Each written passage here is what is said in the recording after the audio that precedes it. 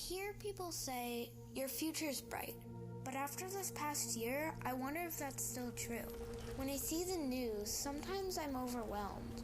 What's going to happen to my family, to our planet, to the animals, to my friends, to me?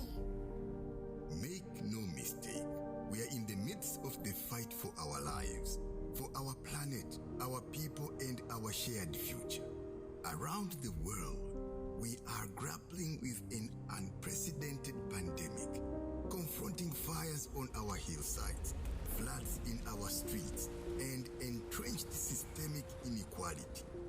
A global crisis of this magnitude, one that transcends borders, politics, and ideology, requires nothing less than bold, united, global action to meet the urgency of this moment. Mayors of the world's greatest cities know that our communities and residents are already feeling the effects of the climate emergency firsthand. They know we cannot wait this crisis out, so instead, they have raised their ambition by committing to cut their city's fair share of emissions in half by 2030 and are already taking bold steps to make this happen.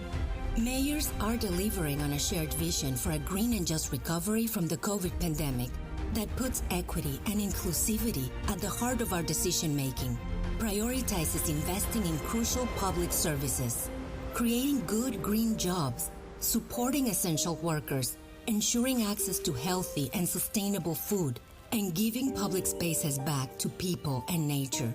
Mayors know that cities can't do this alone, which is why they are working collaboratively with young people, labor leaders, heads of state, businesses, investors, and citizens. If we all work together, we are not only capable of leading us out of the climate crisis, we will build a world where everyone is included and everyone is safe, where we can look our kids in the eye and tell them that their future is indeed bright. The actions we take this decade, starting today, will determine the future of humanity and all life on our planet. Together, we can, we must change the trajectory our planet is on. Join us.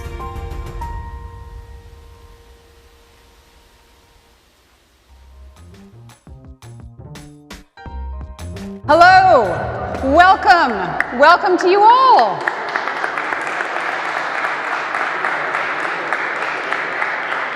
Thank you all so much for being with us here today, and welcome to sunny Glasgow.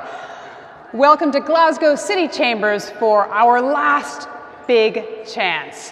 Why our future depends on action taken today in the world's cities. This is an event brought to you by C40 Cities.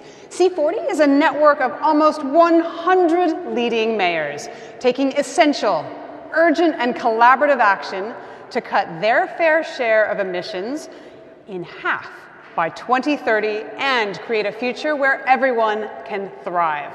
My name is Edie Lush, and I am delighted to be your Master of Ceremonies here today. And on behalf of C40, I would very much like to thank our three strategic funders, Bloomberg Philanthropies, the Children's Investment Fund Foundation, and Real Dania. Without your, yes, thank you. Without your continued support, this event wouldn't have been possible. And also, thank you so much to the City of Glasgow for hosting us here today in this beautiful historic building. I would also like to thank the people watching around the world on our live stream today. Thanks so much for joining us. We are actively promoting this event on social media, so please do add the hashtag #TakeActionNow to all of your posts, tweets, Instagram, Facebook, LinkedIn posts, and be sure to follow C40 at C40 Cities. So, we are here in Glasgow at a pivotal moment in history.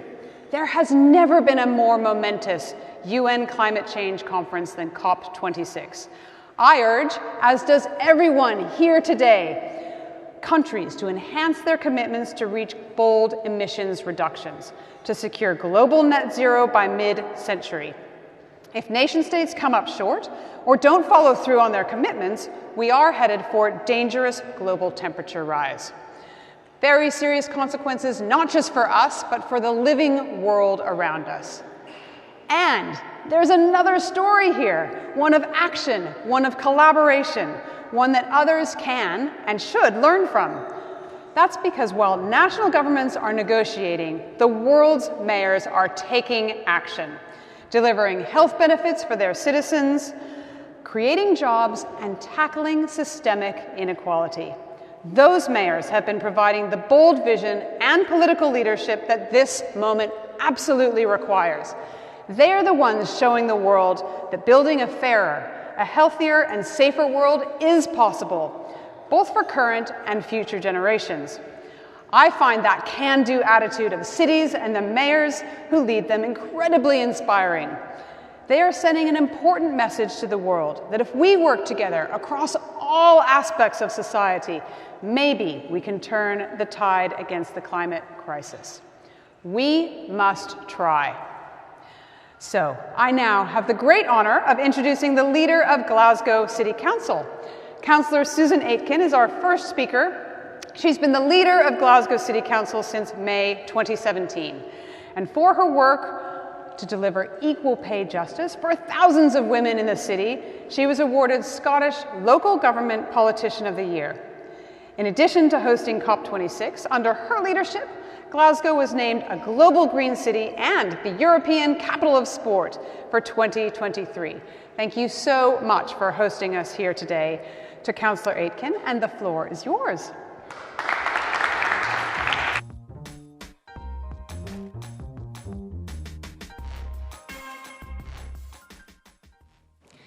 Good morning, everyone. It is my very great pleasure to welcome the leadership of so many of the world's great cities to my great city, Glasgow. It's been a long and often unpredictable journey to reach this point, but we are here now and we have work to do.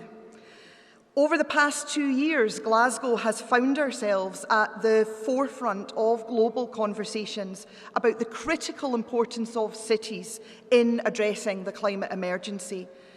Our host status has also come with the responsibility of ensuring that the voices of our urban peers across the world are heard amid the focus on nation-states. As we've sought to navigate our path in these unfamiliar waters, the solidarity and guidance shown by our friends at C40 has given us the confidence to tell our story and to increase the scale of our own ambitions. And that's culminated in today's event. So to everyone at C40, you have my deepest thanks.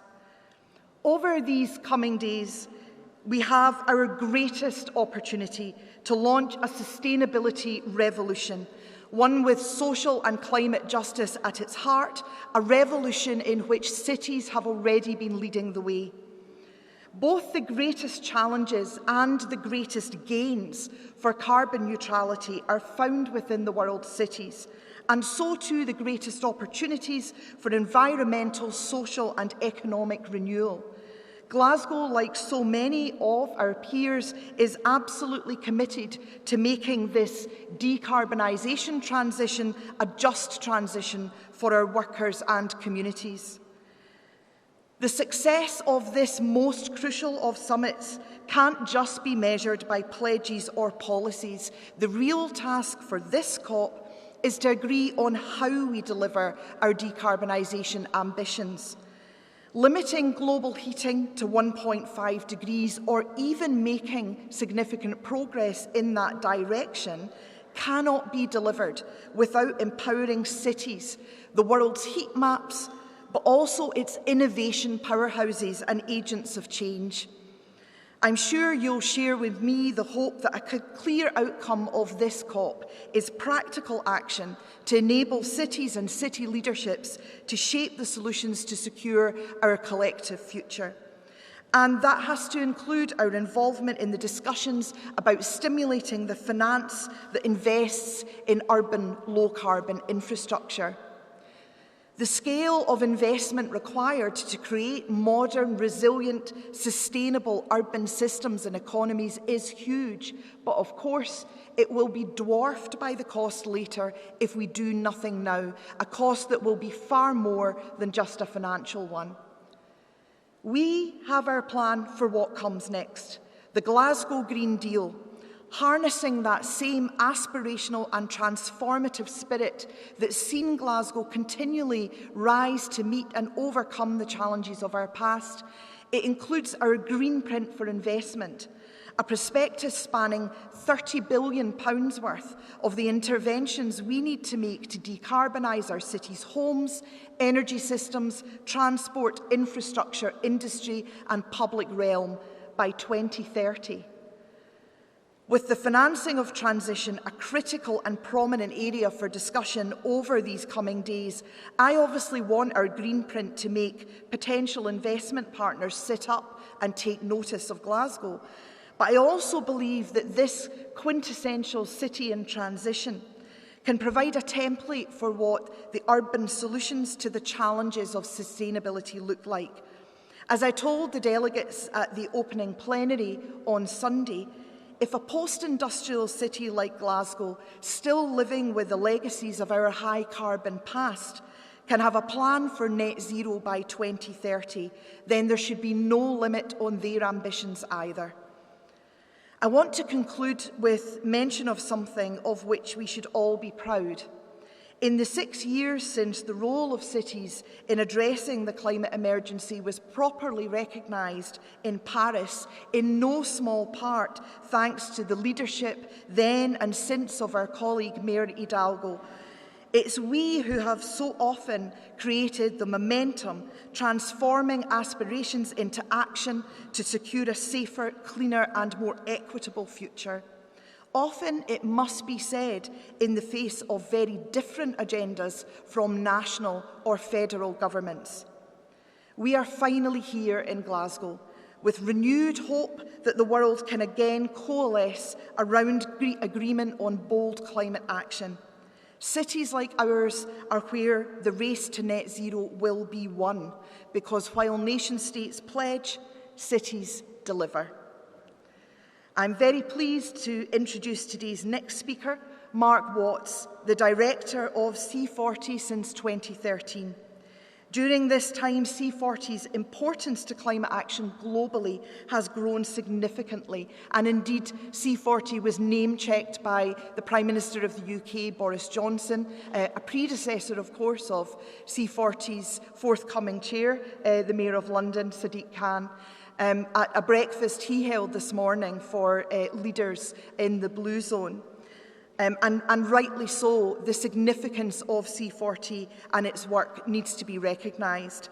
Mark leads more than 250 staff around the world, committing to supporting cities on this most critical mission. I'm delighted to hand over to Mark, and thank you very much for listening this morning, and thank you for coming to Glasgow.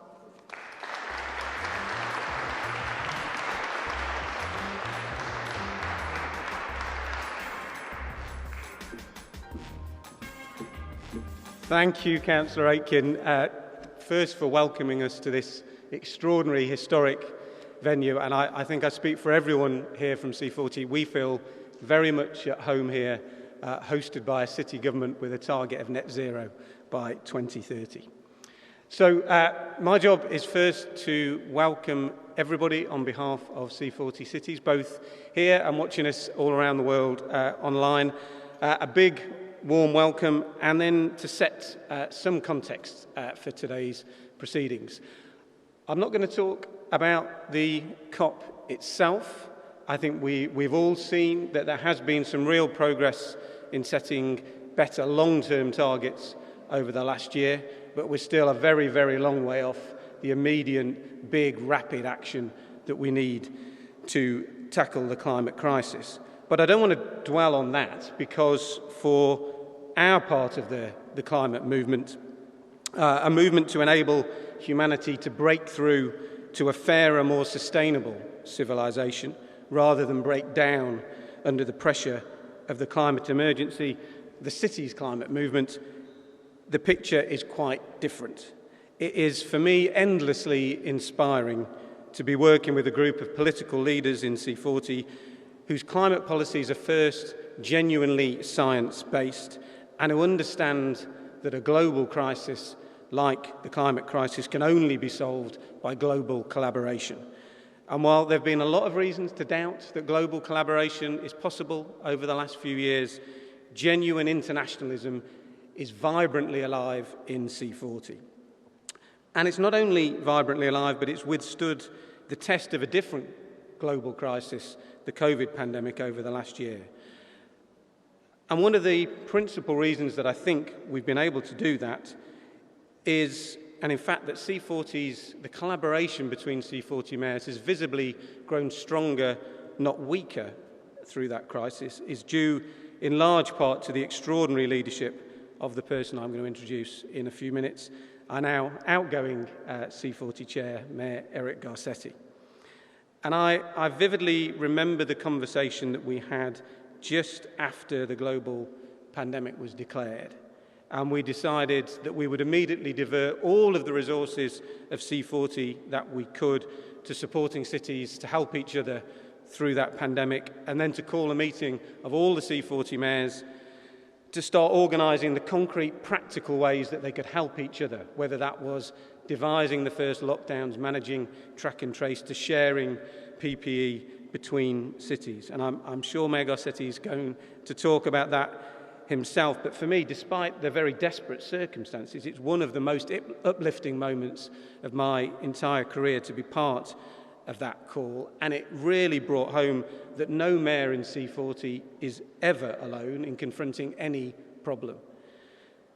And as soon as it became possible after confronting that immediate crisis, under Mayor Garcetti's leadership, we started focusing on what to do next, how to come out of the pandemic stronger, with a greener, fairer societies around the world, and showing that using what is now an unprecedented, at least in peacetime, level of public investment for a green and a fair recovery, rather than propping up that old polluting economy, would create millions more jobs and address inequalities that have been further exacerbated by the pandemic.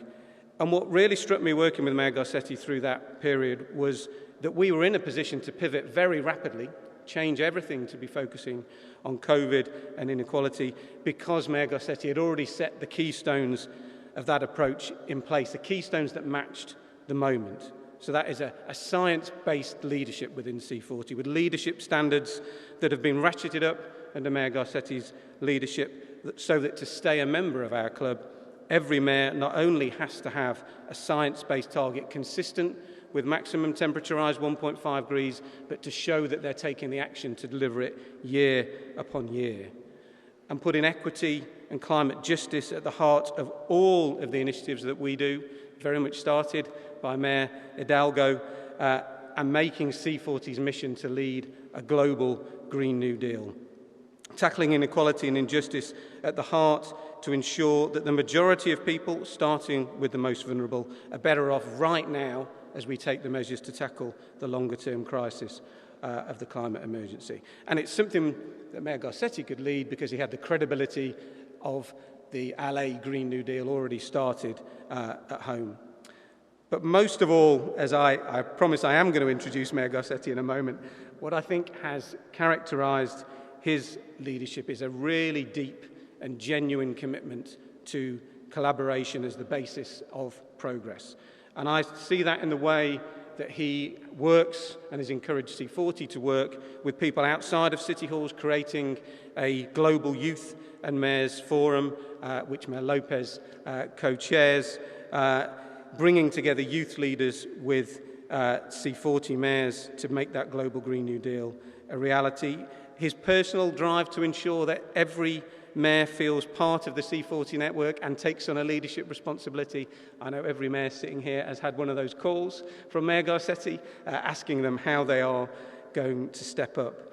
And from a staff perspective, even in the very darkest days of the COVID crisis in Los Angeles, Mayor Garcetti was always available, always focusing on how C40 could be taken forward. I think we've talked or exchanged messages pretty much every week for the last 2 years. There's only been one occasion when Mayor Garcetti has cancelled a meeting. He was extremely apologetic, and it was because he was meeting President Biden. He's also been a very, very ambitious chair, and so we rapidly understood that nearly 100 of the world's major cities delivering rapid science-based action was not enough. And so we put a big drive into the city's Race to Zero, which I won't steal his thunder as Mayor Garcetti is going to talk about in a moment. But I do want to just end on a personal note and saying, with the possible exception of my mother, just in case she's watching this, I don't know another human being with more integrity and humanity than Eric Garcetti. I can honestly say I've learned more in the last 2 years working with him than I have in the rest of my career over 25 years put together. It really has been the privilege of my life trying to live up to his incredibly high standards. My only regret is that we've spent most of our time working together on Zoom. So please give a huge round of applause to our chair, Mayor Eric Garcetti.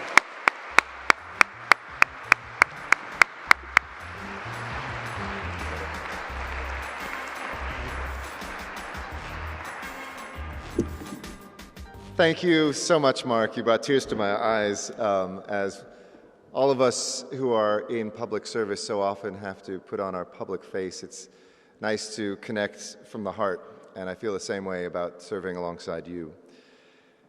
Good morning, and thank you, first of all, to Councilor Aitken, to Susan for hosting us. You are a mayor of mayors.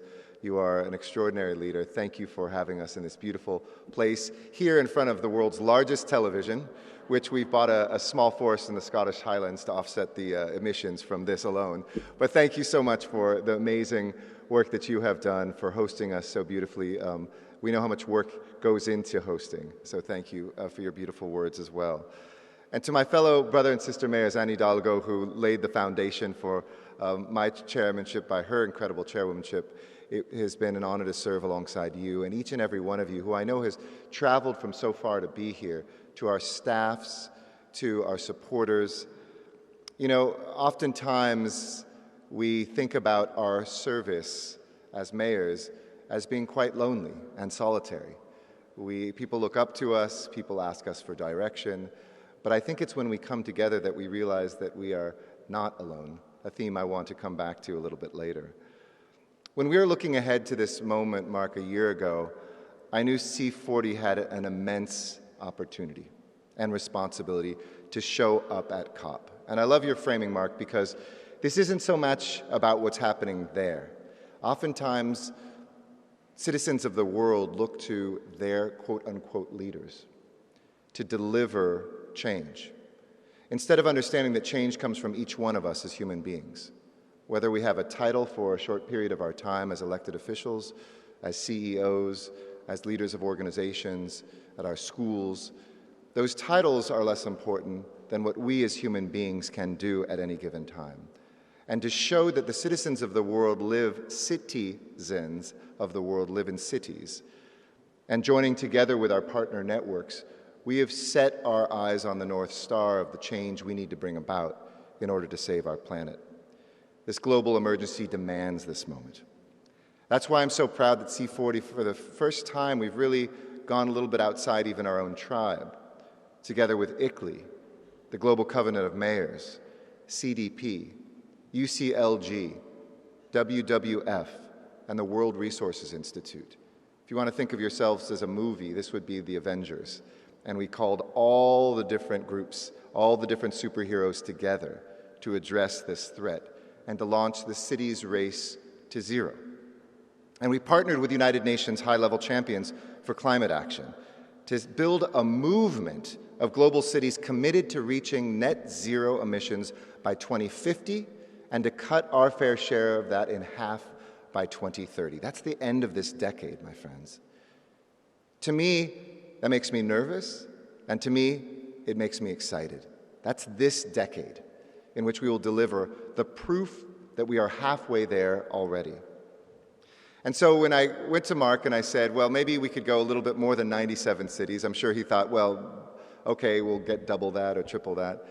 And I put a number out there. I said, what if we came to Glasgow with 1,000 cities that were committed in every continent of the world, every corner of this globe to this action?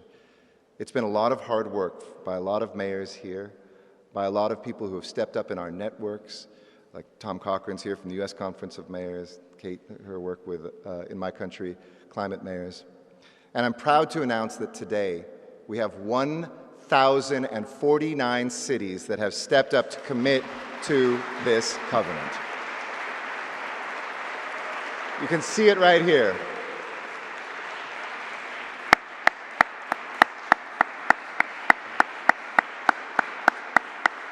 This is incredible. And yesterday, on your behalf, we had the world leaders all on that main stage, and for the first time, which is unique at this conference, the 26th that finally happened, a few of us were able to speak as non-heads of state. I was there not as me, but because of you, representing all of the mayors, to announce that this was the biggest commitment outside the national commitments that we will hear here at COP. In fact, it's the equivalent of 733 million global citizens taking 1.5 gigatons of carbon out of this Earth's atmosphere. And if you wanted to rank that, that's like taking a country that would be somewhere between the 5th and 4th most populous countries in the world and eliminating their carbon because of this pledge. That deserves another round of applause. So from Kinshasa to Heidelberg, from Salvador to Osaka, cities around the world are committed to limiting warming to 1.5 degrees Celsius to avoid catastrophic climate shifts, because we feel it. Our people feel the floods, the fires. We see and understand that this is a human fight, not about tons of carbon, not about statistics. This is about people. And it's only happening because so many mayors from cities large and small joined us as well. So I'd like to ask our Cities Race to Zero champion mayors, some that went above and beyond, a few to step up right now for a quick picture. And then we're going to, later on, don't worry, do a picture with all the mayors that are here. But because on top of their daily work, they went and recruited even extra cities to get us to this number. I'd like to invite Claudia Lopez to come up here, Anne Hidalgo to come up here, Kate Gallego to come up here, and Anna Koenig-Yilmer to come up here as well. As you can see, the women were the champions. I think we're going to stand over here.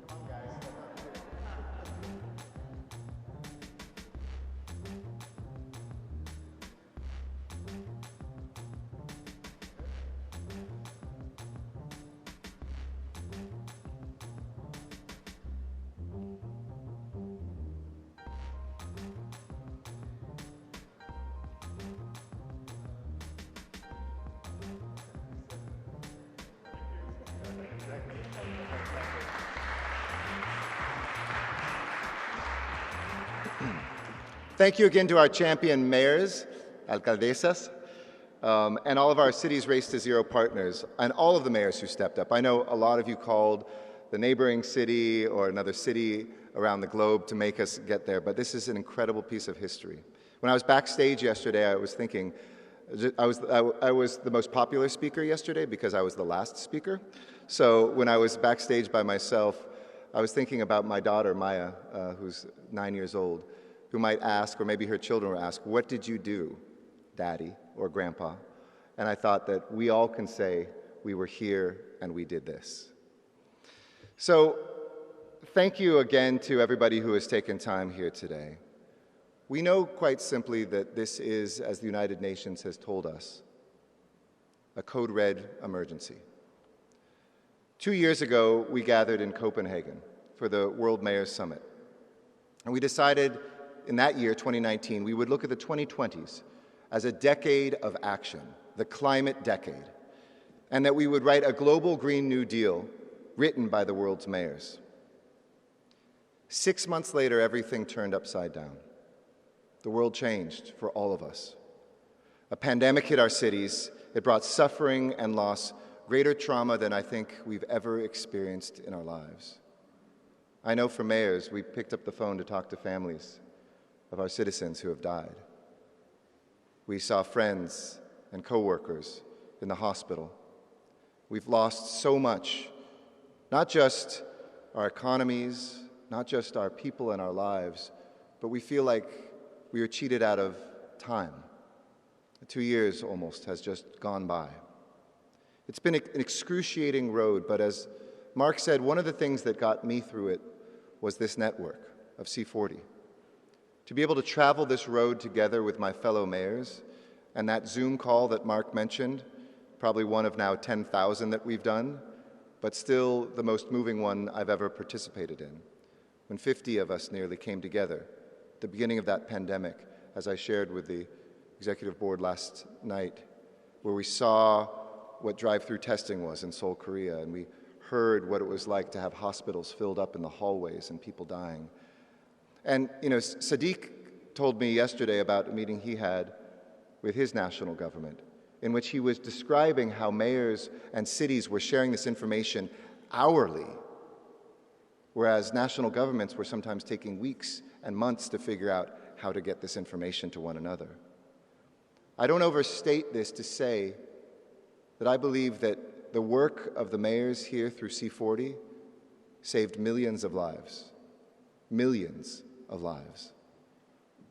And I want to thank you all for the strength you have given one another and, of course, our citizens. But we never govern alone. Mayors are only as strong as the coalitions we build. And so it's also been the youth who themselves probably felt like the most of their life has been robbed. Those students who had to be at home in the best years of their life, who missed graduations and proms, who missed those moments that were most important. And I want to thank the youth leaders who have fueled this moment and who have fueled this movement as well. Our friends in labor and business who are making sure we don't leave prosperity behind. And most of all, our funders, SIF, Bloomberg, Philanthropies, and Realdania. We literally wouldn't be here without you, and we're so grateful for your ongoing support, as well as so many others who contribute to us. I think if there's any silver lining of the last year and a half, it's what we've learned, that everyone, from mayors to everyday citizens, have become familiar with the language of public health, right? We didn't know that a couple years ago, many of us. And it's very relevant for us because the language of public health in a virus-based pandemic is the same language we must harness in order to deal with the public health emergency of this climate crisis. Because this isn't just about warming cities, this is about citizens dying. Every time we have a hot day in Los Angeles, people die. Seniors. We see people in vulnerable communities. In the global south, where people can't get to air conditioning, where people die because of what happens with global warming. But we've learned a new language.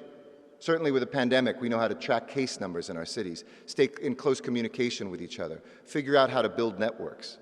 And as we know at the international level, while information sharing has been spotty, consensus has been hard to find. Look right now at the COP and the negotiations. At the local level, it's frictionless, it's seamless, it's who we are, it's in our nature.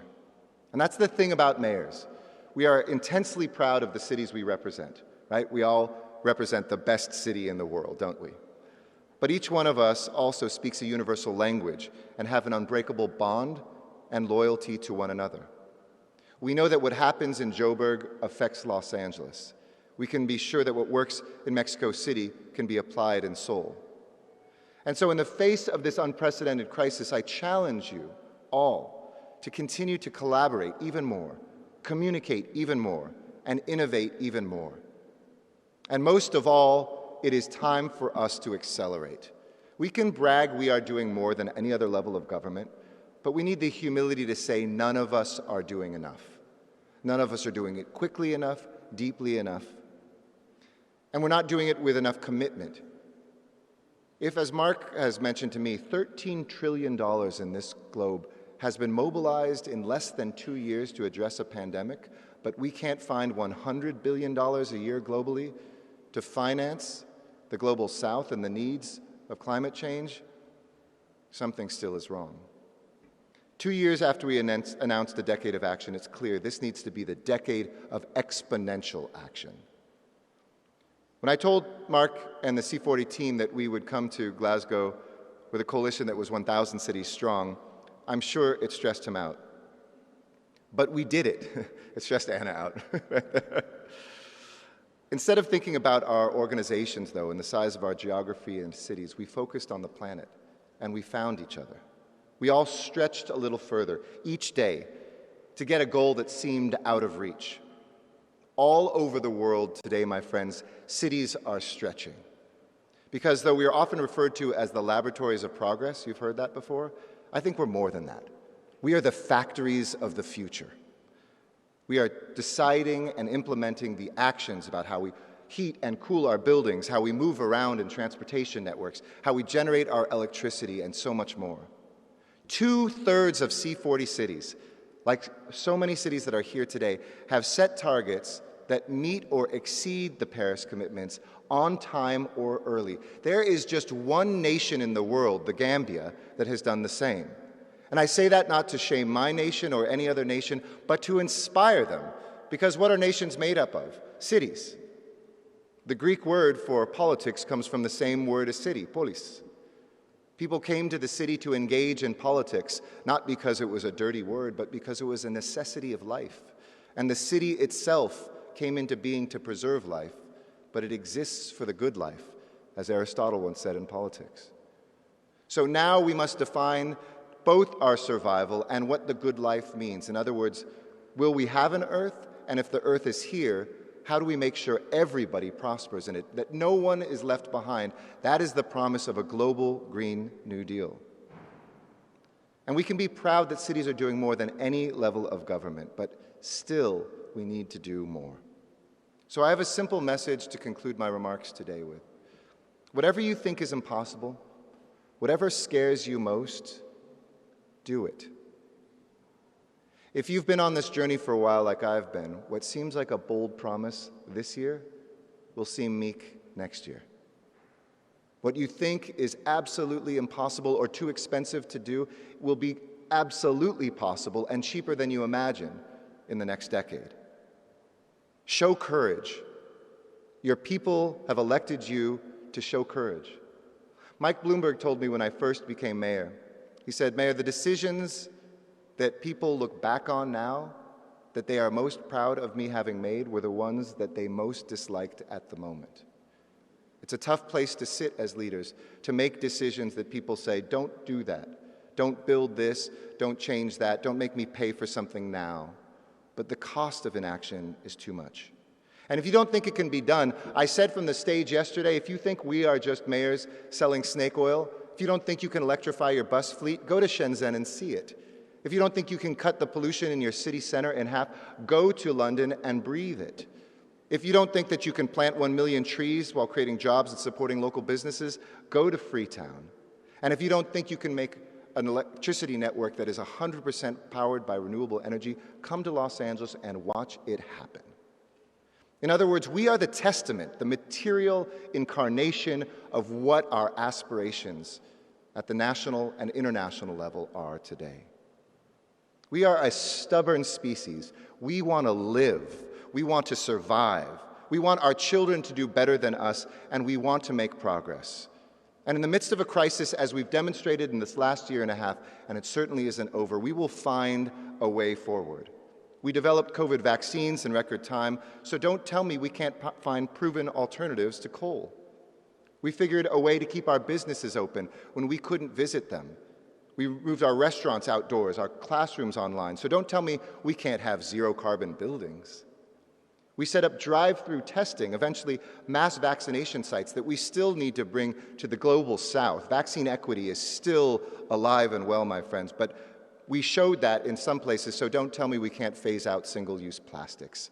Human beings have barely lived with them for most of our history. And don't tell me we can't achieve racial justice in the midst of a public health crisis. In fact, the pandemic has shown us and put into this organization even deeper in our DNA that equality must guide us. As cities, we are deeply connected, and there is a power in that connection. So I'll conclude with this story. Oftentimes, being a mayor, you feel like a tree out there in the field.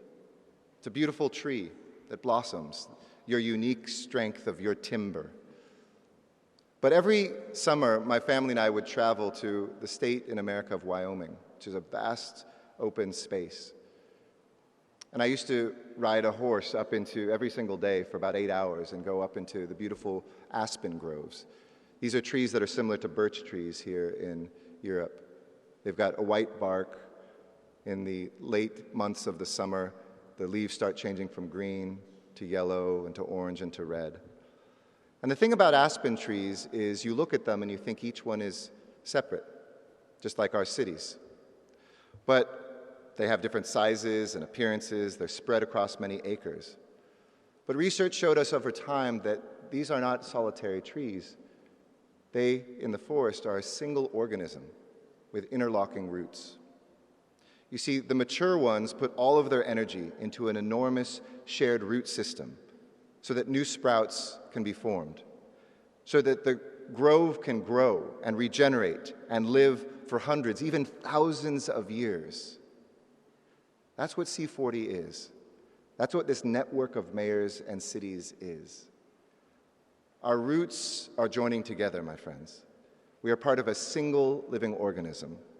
We are stronger and we thrive because of that bond that exists just under the soil, our common goals, our interlocking efforts. So let's tend to those roots that bind us. Let's nurture new connections, and let's distribute the nourishing solutions that we know and that we must bring throughout the grove. And let's save this planet. Let's invest in our people, and let's leave no one behind.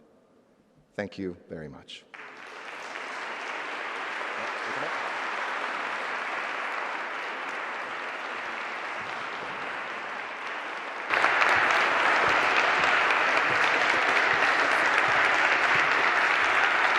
Thank you so much, Mayor Garcetti, for your inspiring remarks and for the work that you do. I really love that message of being courageous, joining the roots together. And congratulations on reaching 1,049 cities committed to the race to zero. What an amazing showing of city leadership and collaboration in action. So other groups at COP should take notice if they aren't already. So now I'd like to introduce our first panel discussion of the program. This is about how cities are driving the bold, systemic change that we need to change our planet's current trajectory. Cities, as we know, are the world's financial and economic hubs with political and monetary power. Factories of the future, as Mayor Garcetti said. They generate 80% of global GDP.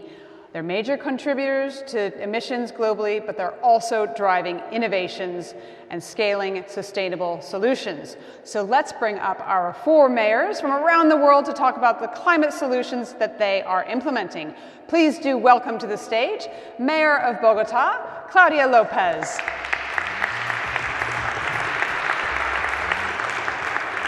The Mayor of Dhaka North, Atikul Islam. Welcome. Mayor of Phoenix, Kate Gallego. And the Mayor of Paris, Anne Hidalgo. Thank you so much. Thank you. I'll start with Mayor Hidalgo. You're right here next to me. Welcome. Thank you. Thank you. Mayor of Paris, former C40 chair, now a presidential candidate. You have been a leading voice for cities. I remember the great excitement from that Paris Accord. It was palpable, that feeling. So I'd love to know what's changed and also what hasn't changed in the 6 years since COP21, especially in that relationship between cities and national governments. Thank you. Thank you for your invitation. And first of all, I want to thank my friend, my hermano, dear Eric Garcetti, because your work is fantastic, and I'm very proud and very happy to see you today. And thanks to Glasgow City Hall and the Council, thank you for hosting us here in this C40 meeting. I think that the entire world is watching this COP26, and Greta Thunberg tells us that is cooler in hell. We have so much to accomplish to meet the challenges, and we know that. Since the Paris Agreement, the targets are known. The risks have been identified, and the financial needs, particularly in the southern hemisphere, have been estimated. You are right to address the question of how we can keep us on track to keep global warming below 1.5 degrees. It's always a question of method for me. Method. Process are everything when you are facing a major challenge, and this challenge is a vital one. I think cities have a part of the answer and to the how question, because the cities are dealing with are solving, are innovating. The way cities are inclusive, from my point of view, pave the way the states and the other stakeholders involved should address this major issue of global warming. Cities are the heart of this climate revolution because it is a real revolution. We mayors, and I came here to Glasgow with a delegation of African mayors, my friends from Cameroon, Mauritania, from Ouagadougou are here present with us. We are together also with the mayor of Montpellier in France, in the south of France, very, very great city. We are telling them, take inspiration from us, work with us. Why? Because cities act, because cities find solutions, because cities innovate, because cities are inclusive, because cities simply deliver what they committed to 6 years ago in Paris. We are here. We have the proof of that. What is the method? For me, it consists in 3 words: know, plan, and act. The first step is to have an accurate knowledge of the city's area and residents.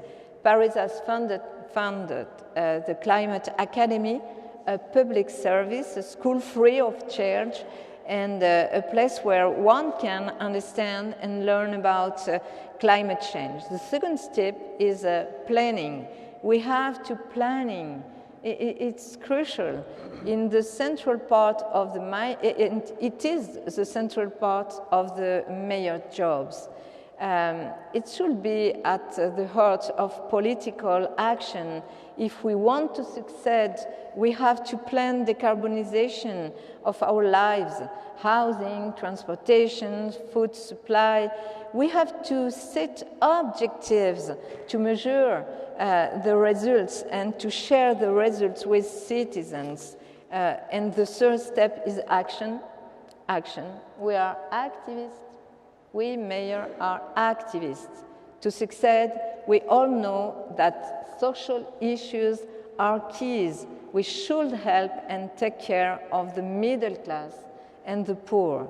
If not, they will consider that the ecological transition that doesn't concern their life and even against them. I think what we have behind is very hard to do. Yesterday, the reports of the scientists are very, very strong for us in the very short time. To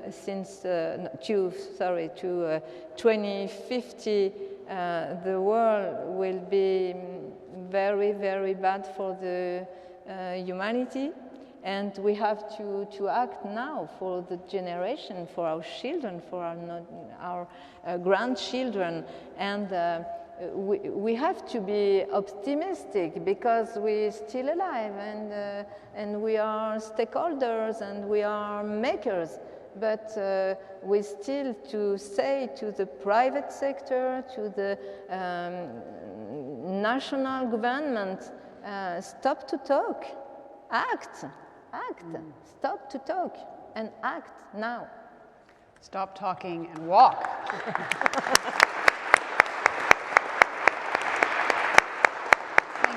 Thank you.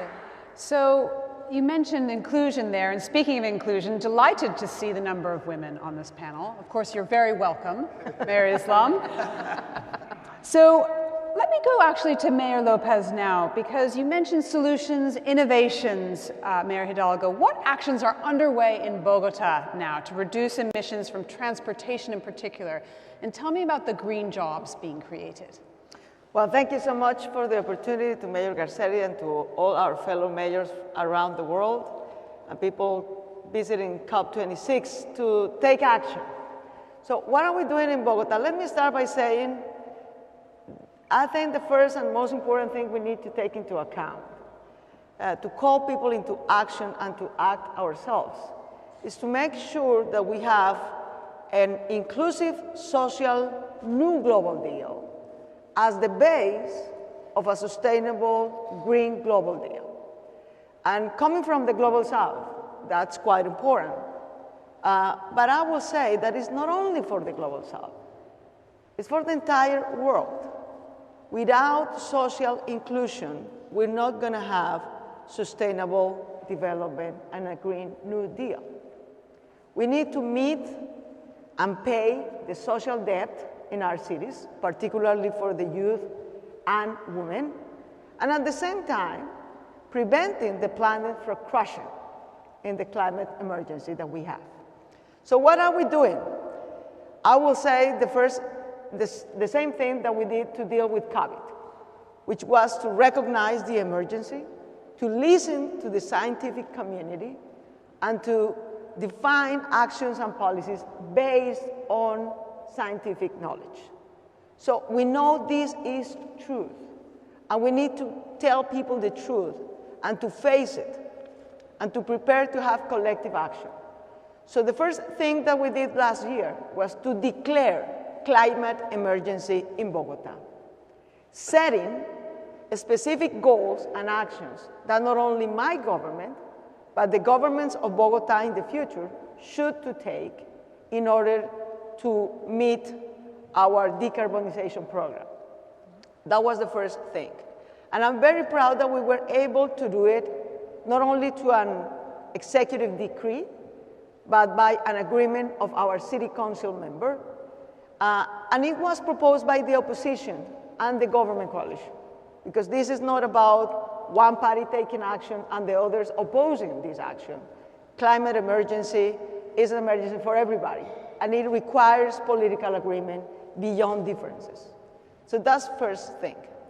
The second thing was to use the general support of both Bloomberg and C40 cities to set up and define our climate action plan. So we have specific goals to reduce our GHG emissions by 15% to 2024, by 50% in 2035, and to become carbon neutral to 2050. Almost half of those emissions in my city come from transportation, from the transport sector. Shamefully, Bogota is a great capital. It's a great capital of 8 million people. It's a city region of 10 million people, and we don't have a metro network, as you can listen. In the 2021 year, we don't have a metro network. We're just building the first metro line.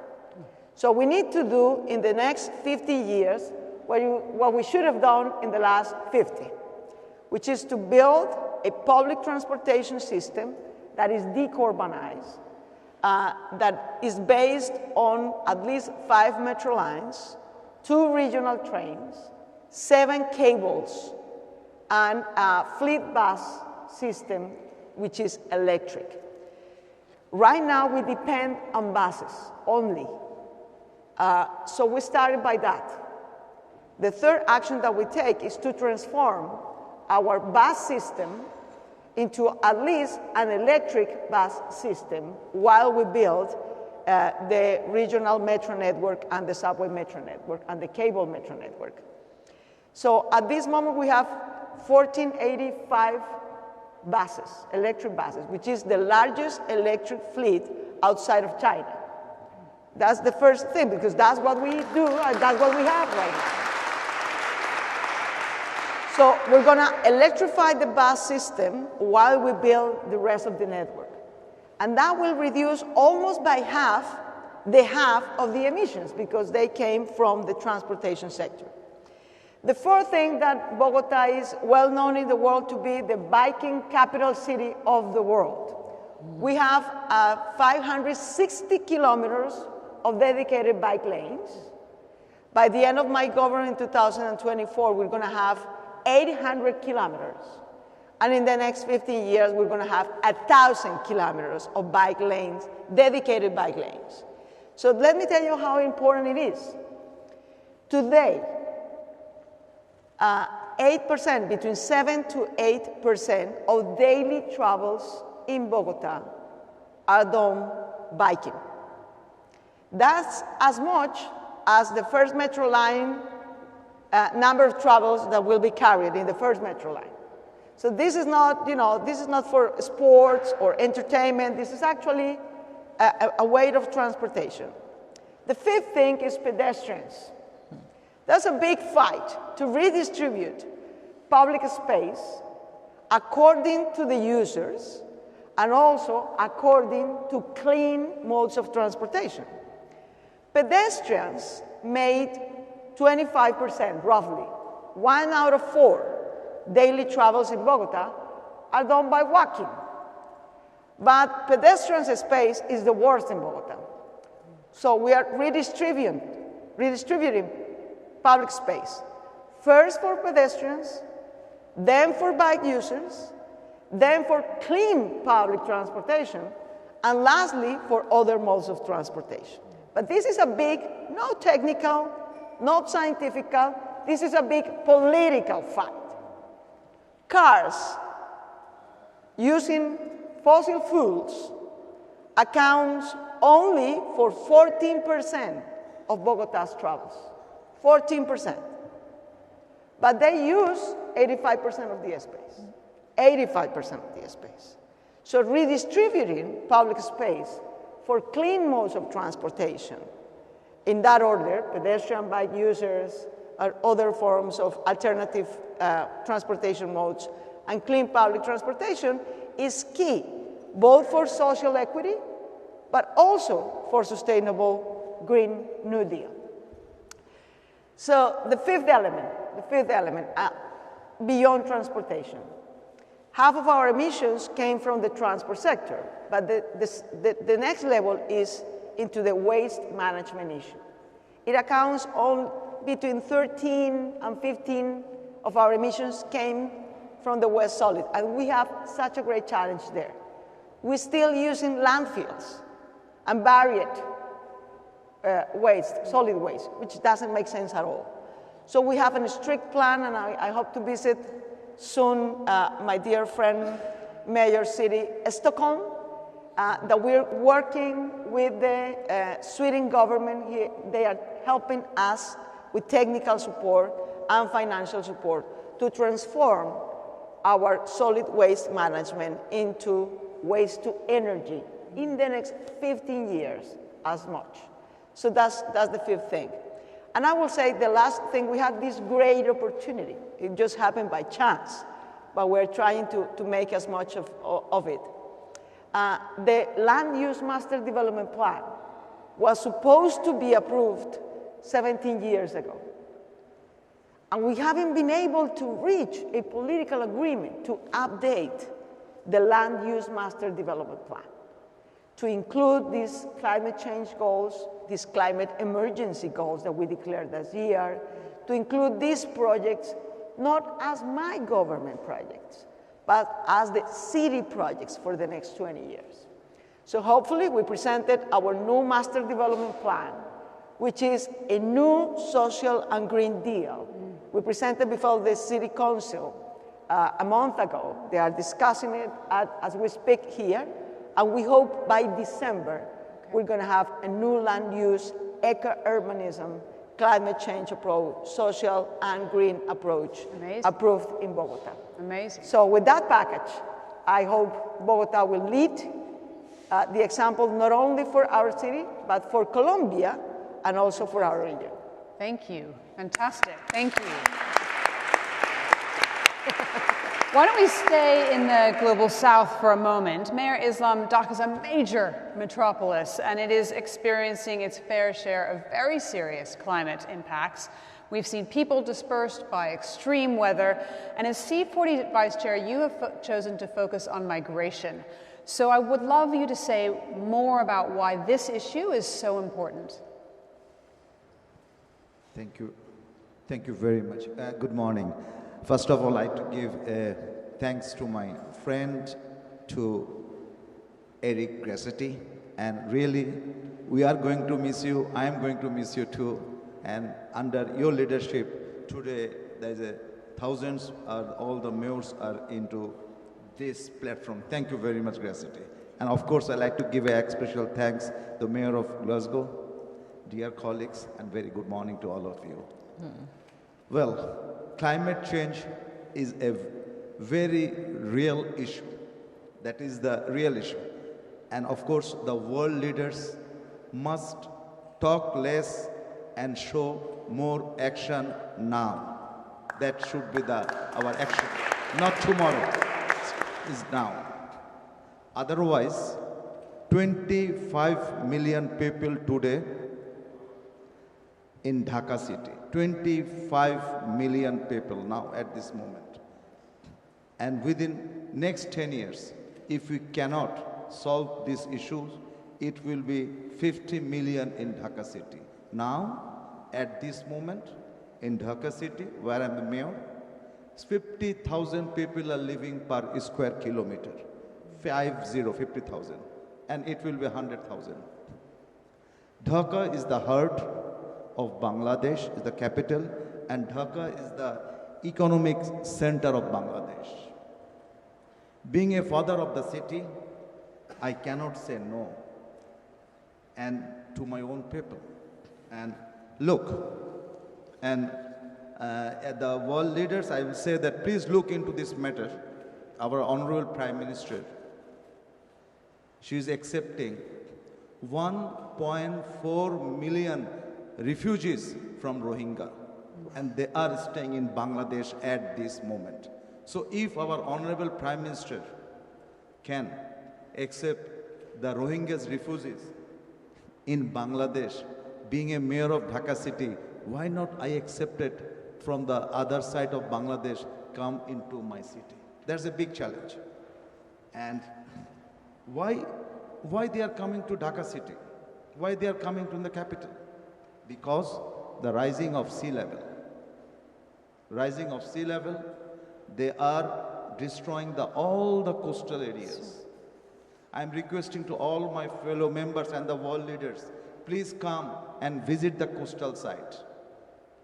They are due to the destroying the coastal areas, agricultural land, salted water eating up all the land, and another big issues now come at this moment. Till November, my city is raining. We have never seen till November Dhaka is raining due to climate change. And when the rain is here in city, next day there is a sun and the rain also. So there is a huge impact of the dengue mosquitoes in the city now at this moment. So but now ultimately what's happened? The city dwellers, citizens, they're all blaming me. But actually, we should blaming the climate change. Those are responsible for this kind of things. So they need to change the behavior of themselves. So there's a huge impact. We must believe that no one should left behind.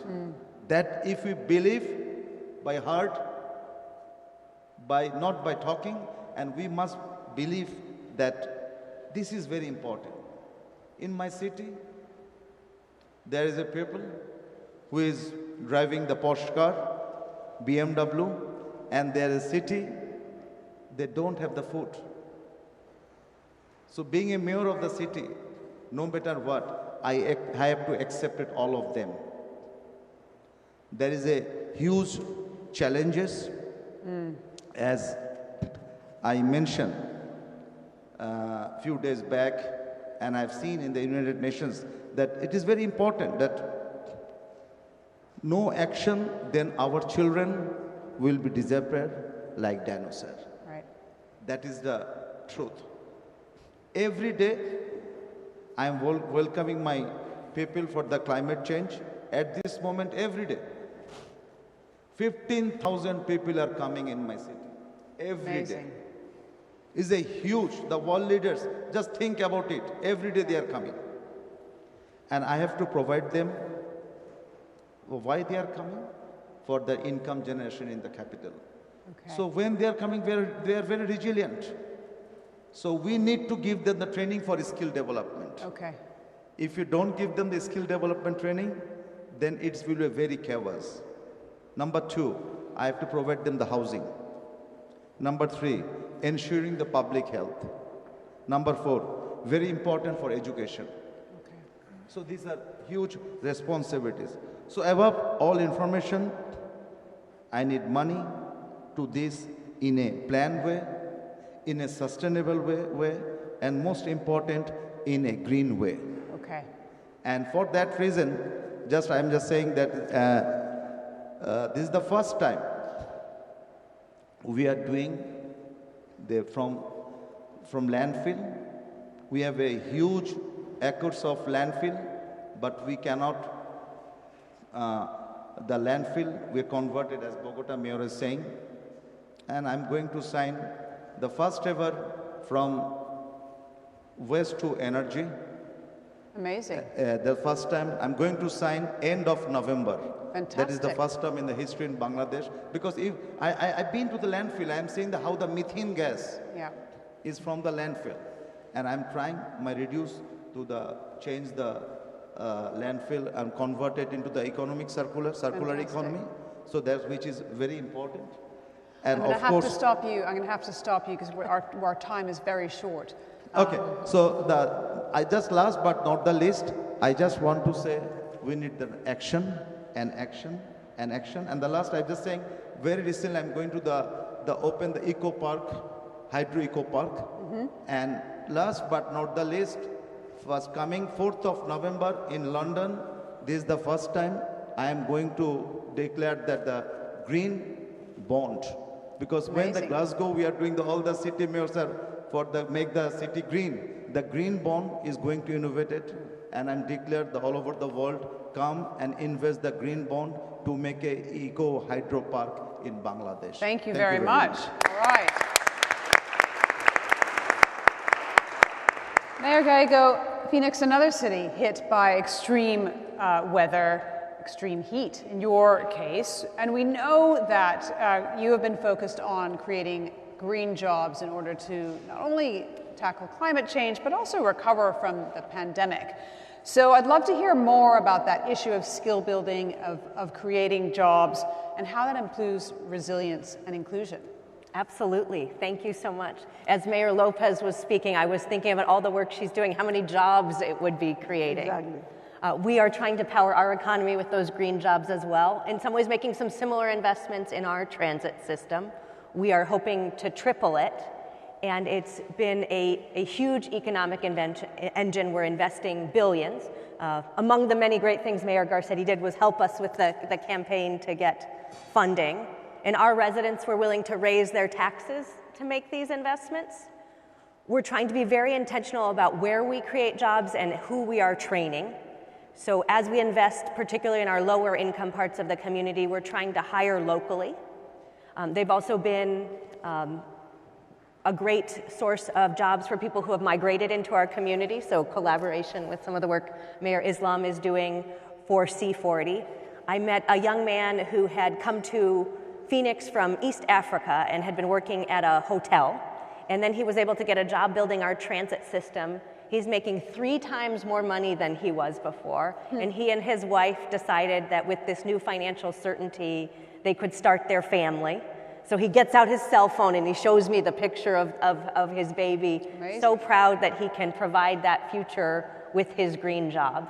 And I know we all have the best city, but I have the cutest kids and the cutest babies in Phoenix. And they're going to have a great future because of these investments. Our investments in our transit sector and transportation will really help us get to our goal of net zero. As you were talking about circular economy, I was thinking that's also been a great source of economic investment and jobs for us, and with some of our smaller micro enterprises. So we took our solid waste campus, which we used to call a landfill, but we're changing our language, and we now have an incubator for small businesses. We got a lot of research about what was in our landfill, what could be diverted and become the products of the future, and companies have started partnering with us. So sometimes it'll be plastics going into pellets for energy. We've been able to we had a huge problem with dumping of mattresses, and we're able to divert those. And it's just been really exciting to see the companies of tomorrow taking what used to be landfill. So it helps us address emissions, including methane, but also we're creating this cool circular economy. And it's helped us attract investment from all over the world. So often now, when companies in other continents are looking for a North American outpost, Phoenix is more attractive because we're making these investments in circular economy, and that has been wonderful as well. A lot of startups with really diverse founders, including many women, and we're really trying to make sure the green economy is a jobs economy for our entire community. So it's been a great success. Fantastic. Gosh, I would love to stay with you guys here all day. We need to move on. So can I ask everyone here to give an enormous thanks to Mayor Lopez, to Mayor Islam, to Mayor Gallego, and to Mayor Hidalgo. Thank you so much. Thank you. I'll let you depart, and I'll introduce our next panel. If you want to come this way. Thank you. Thank you. Thank you. Thank you. Thank you. Gracias. Our next panel, thank you so much, Mayor Islam, is a conversation between C40's Executive Director, Mark Watts, and two mayors, the Mayor of Stockholm, Anna König-Hjelmer, and the Mayor of Athens, Kostas Bakianis. They'll discuss building resilience, adapting to extreme weather, and the need to take a collaborative and inclusive approach to climate action, one that involves all levels of society. Please do join me in welcoming to the stage Mark Watts, Mayor Hjelmer, and Mayor Bakianis.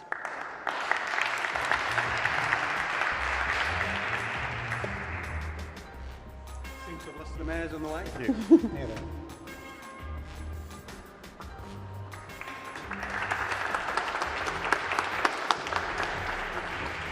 Thank you.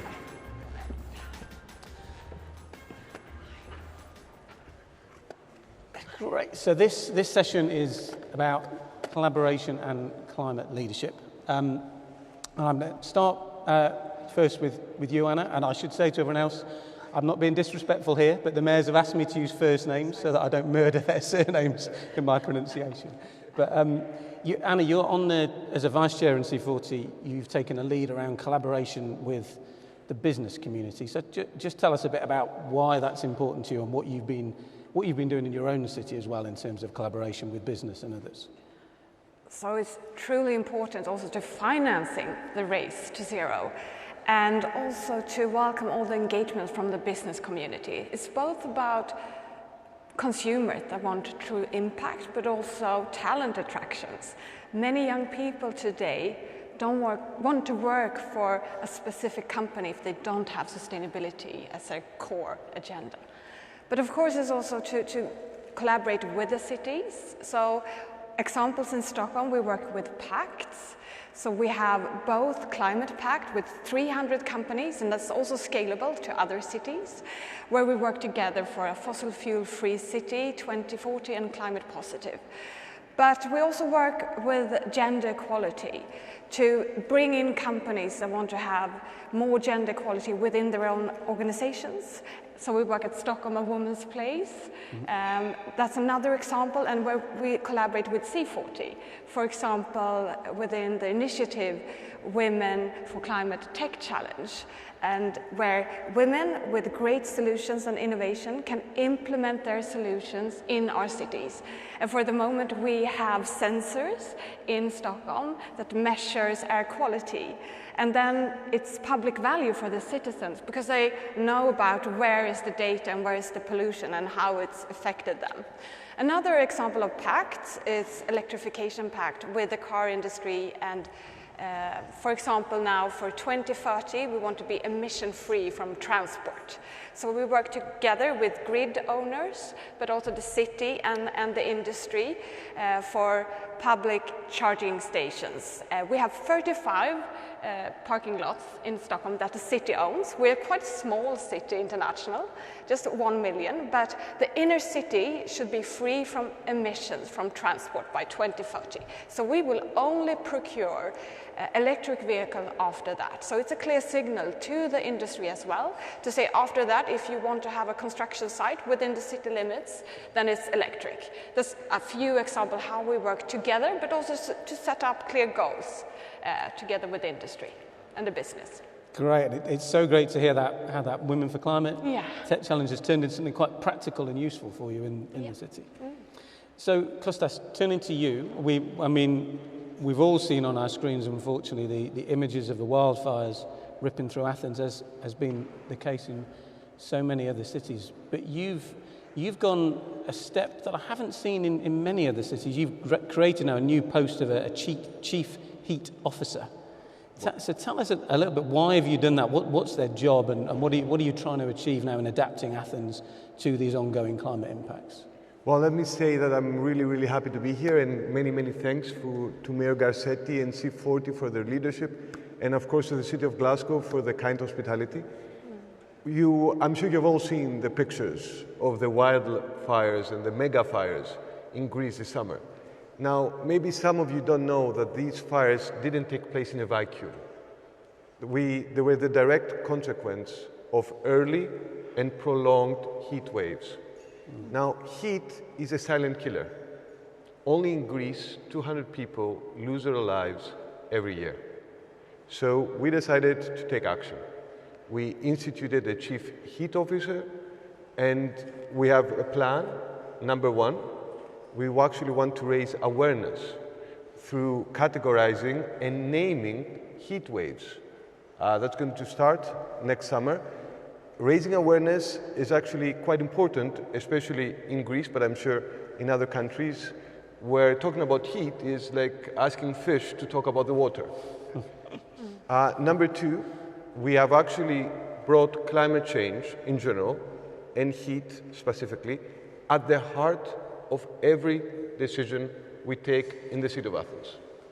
It could be something as small as the material we use on a sidewalk, because of course we all want to cool our public air spaces, or a pocket park, or it could be something as big as investing in our urban lungs, or urban regeneration projects, or utilizing tactical urbanism to reclaim public space from cars.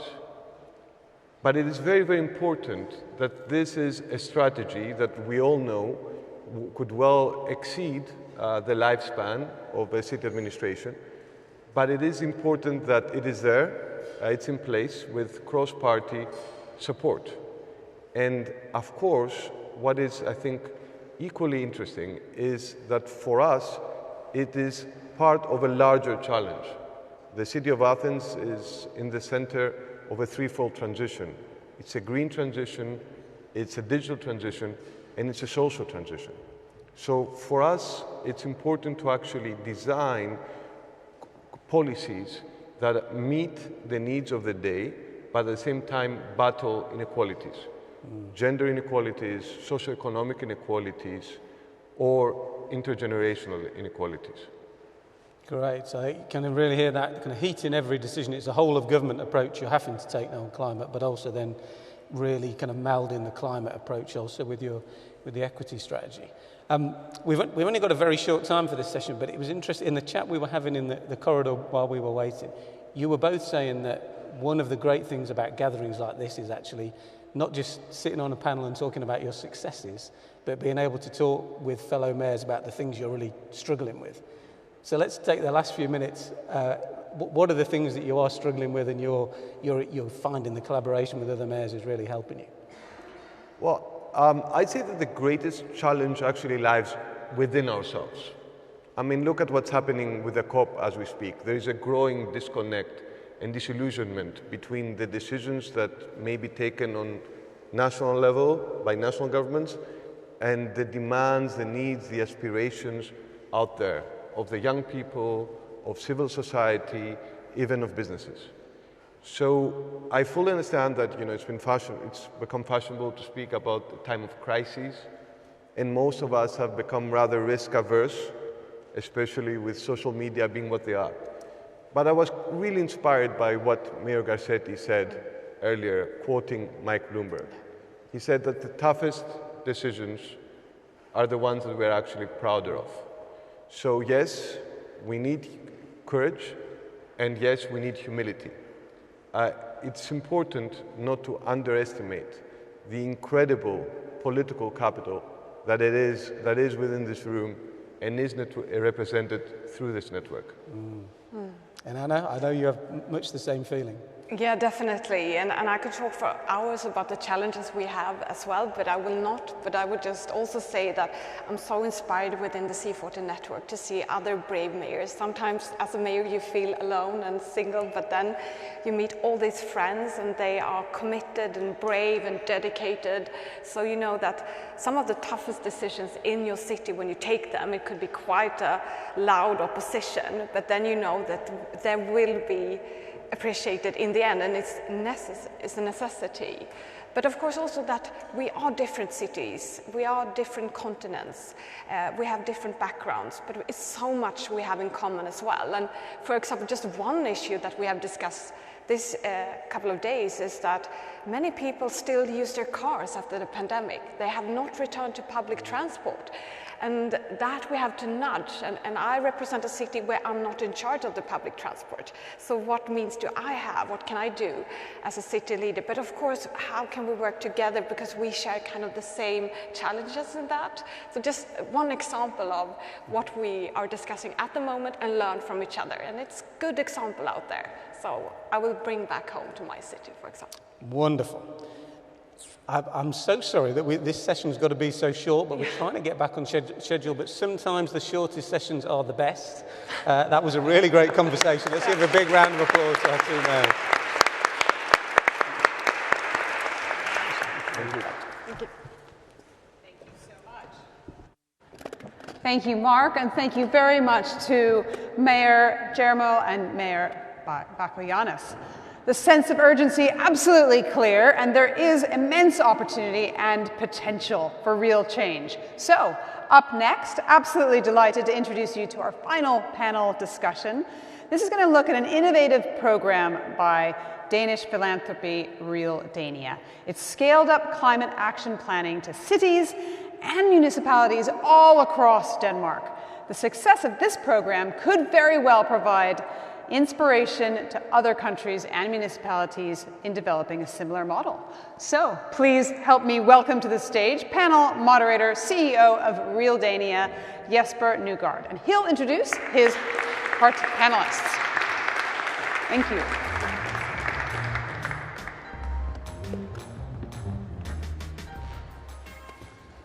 Thank you so much, and it's a great honor to be here. You know, we're gonna cut down on emissions, and we're gonna cut down on panel time, in that order though. So we have to squeeze the program a little, and I will try to do it faster than originally planned. My role is to try to show you a way your country, your city can use to take Mayor Garcetti's fantastic race to zero and the whole idea of the C40 deadline 2020 and scale it to smaller cities. I'm representing a Danish foundation called Realdania, and we are one of the 3 strategic funders behind C40. We are very honored to be here today, and we're very honored to be a part of C40. When we started coming from small Denmark, being on a global scale, being a domestic foundation, we thought we could do something about the climate, doing it globally. But we have to take that knowledge back to our little society and make it usable for cities in Denmark. And that's why when we were in Mexico some years ago for the Mayor's Summit, where Deadline 2020 program was developed and where Mark Watts made a fantastic presentation where you had the clock ticking in the background, if you remember that presentation. That inspired us to say, this organization, C40, is doing a fantastic job in making the Paris Agreement livable for mayors all over the world in bigger cities and in innovator cities. We want to say, could we do something about taking this back to our little country to scale it so this can be done in all Danish municipalities. So in 2019, we took the initiative to DK 2020. DK 2020 was a way of taking the same model as all the big cities is doing for even smaller cities, all the way down to cities with 3,000 inhabitants. And we took 20 cities and we had a very big success with that. We scaled it up, made a partnership with local government Denmark and the 5 regions in Denmark. Concito was a partner both here and from the beginning. And we had 44 extra cities going along in 2020. And some few weeks ago, we announced that we had 21 more municipalities to participate. So we have 95 cities, plus Copenhagen, who is a C40 member, 96 out of 98 municipalities in Denmark who are in the race to zero and now have a climate action plan.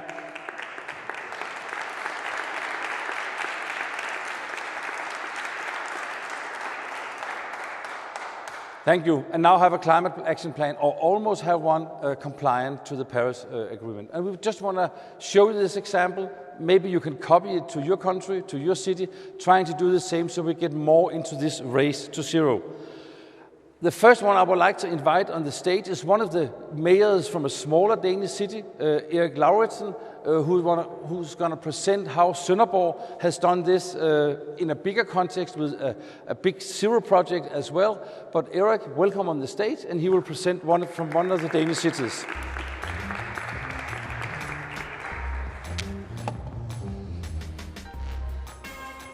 Thank you, Jesper. It's a great honor and pleasure for me to speak here today. Last time some of us met was in Paris during COP21. I have been the mayor of Sønderborg for now 8 years, and Sønderborg is in the south of Denmark, a very small municipality, 75,000 inhabitants, living in urban and rural areas, most of them very close to the sea. I'm representing a small city. So are there any learnings that representatives from bigger cities can draw from a Danish mid-sized municipality?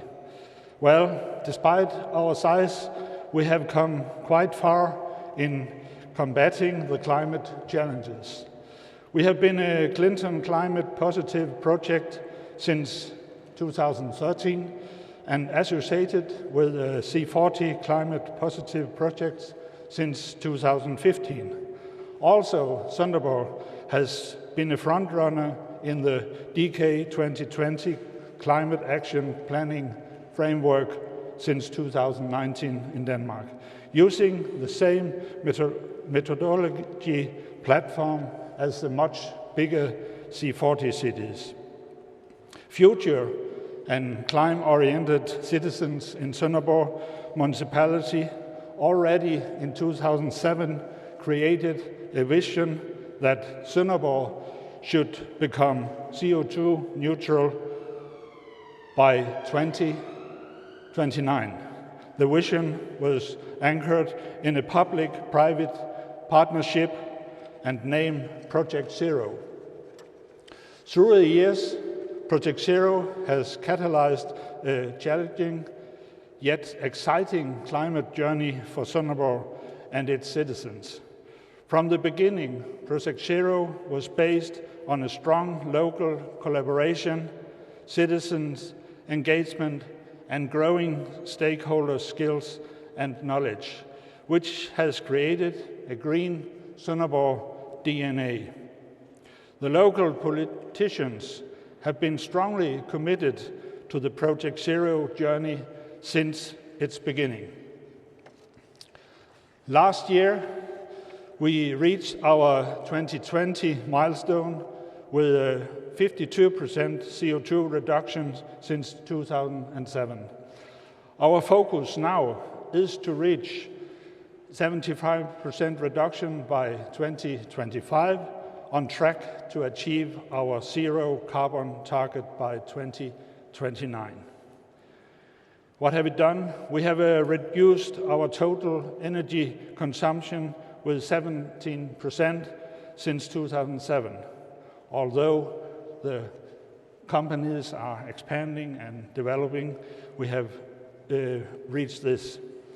We have implemented green district heating, biogas, solar parks, and wind energy production. We have engaged our farmers in energy savings and in delivering organic farm waste to biogas. We have converted all public buses to be biogas driven. And very important, our kids and youth are learning about energy and sustainable solutions in the schools and from the kindergartens. We are progressing the necessary climate adaptation actions that will protect Sønderborg's citizens and companies against heavy rain and sea level rise. As part of our DK 2020 project, we have just completed profound reviews of our climate action plans. Our most important must-win battles in the coming years will be reducing the CO2 emissions from agriculture, obtain massive electrification of cars, establish a new coastal wind turbine park and develop power-to-X plants, and strengthens further our integrated renewable energy systems and its flexibility. The DK 2020 project has positively challenged Sønderborg's existing climate action plans and helped us to create a more robust, safe and economically viable climate journey towards a net zero Sønderborg. Our ambition is to create an integrated renewable energy system that is designed as a microcosmos that can inspire much larger cities. And we believe it in seeing is believing, so just come to Sønderborg. Maybe next year when the IEA Global Energy Efficiency Conference will be held in Sønderborg. Thank you for your attention.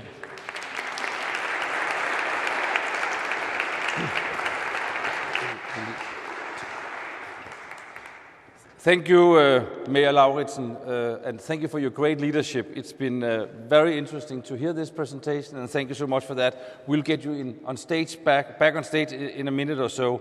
But now I would like to introduce a representative from a very inspirational cooperation partner. We have Laila Kilisko, who's Director of Local Government Denmark.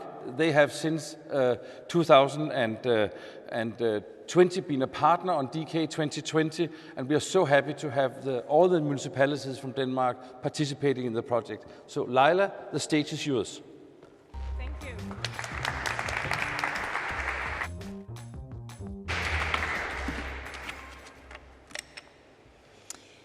I'm honored to be here among all you front runners from the C40, to be very inspired. As you maybe know, in Denmark, all the welfare is provided by the local governments, you know, schools, utility services, elderly care, and stuff like that. But now we're all sharing this huge challenge to also be front runners in the climate welfare challenge. So what I will go through today is the two main reasons why I think we were succeeding in scaling up your climate action framework. So thank you for that. I have here the organization and what I think is one of the most important reasons why we succeeded in scaling up is first, because we have a phase-divided entrance into the DK 2020 project. You know, Copenhagen is here, the capital region, who was the first to enter it. Then we had the 20 green spots. They were phase number 1, and then we had all the red spots. They were phase number 2 and number 3. So they were inspiring each other to take part in this climate action framework. That's one reason. Then there is another reason. That was all the regionals, all the local mayors, all the regional mayors, and also the steering committee on a national level had a great political engagement. Like you hear, every mayor is taking part of this project in Denmark, so it's very, very strong political anchored.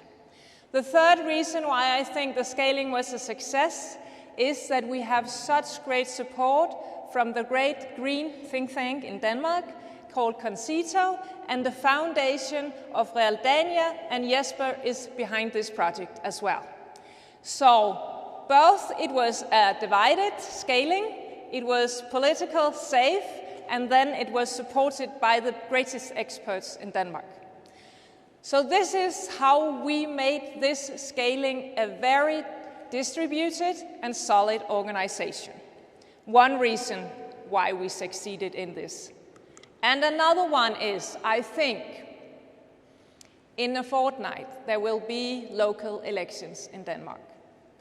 And as you know, nowadays everyone wants to take part in saving the planet. So it's absolutely, maybe actually not possible to run for mayor in Denmark if you don't have a plan. And what was our goal here was so everyone who came in this challenge, they could take a shortcut by adapting the C40 Climate Action Framework.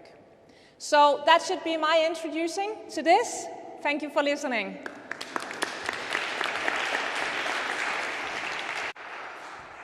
Thank you so much, Laila, and thank you for your great leadership. Would you please take a chair? And I would like to invite Mayor Lauritsen back on stage, and I would also like to welcome our very dear partner from Bloomberg, Anthony Williams, partner in C40, and and Eric St. Pierre, who's executive director from the Tortier Family Foundation. Also welcome to you on the stage.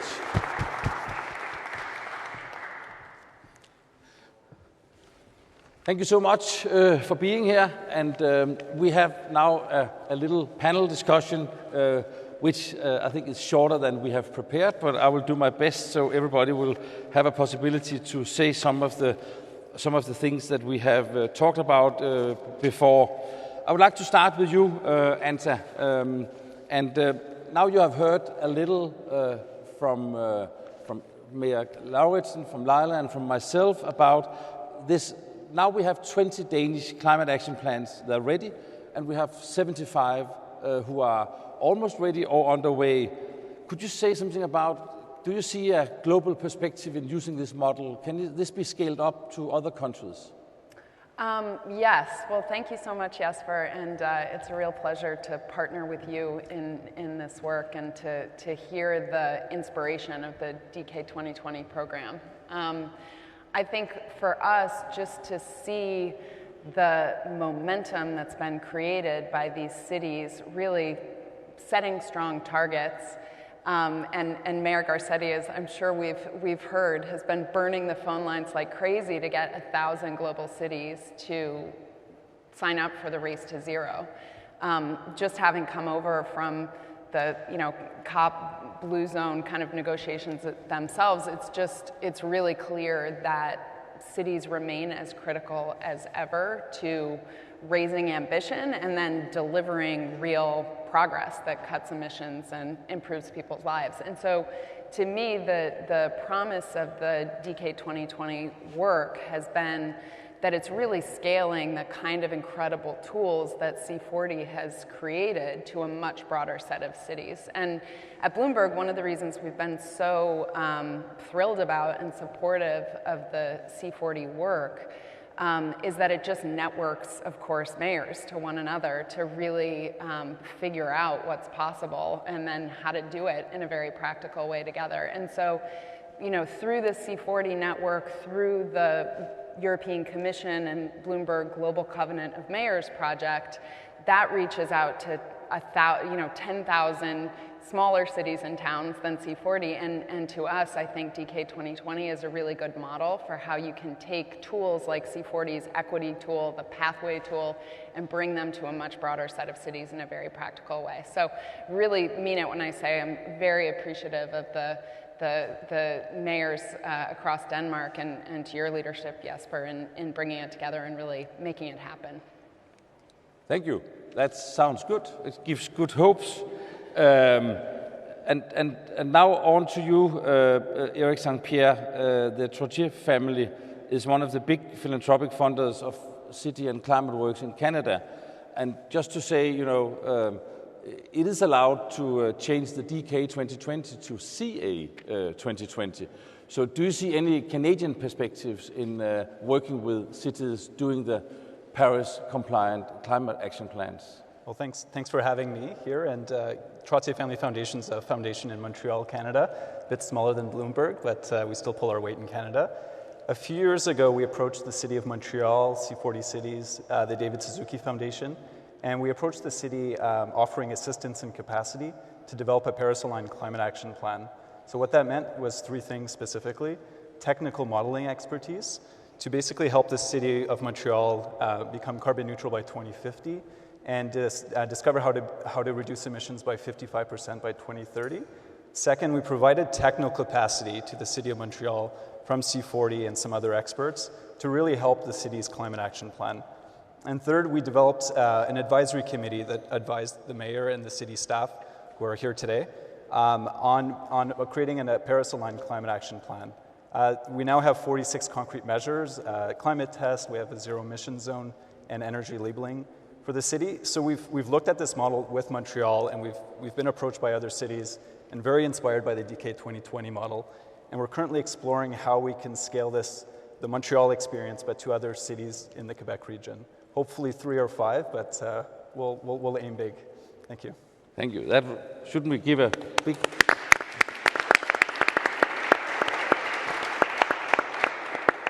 So thank you for that, and good luck with that model. Laila, could you put some more words about and share some experiences?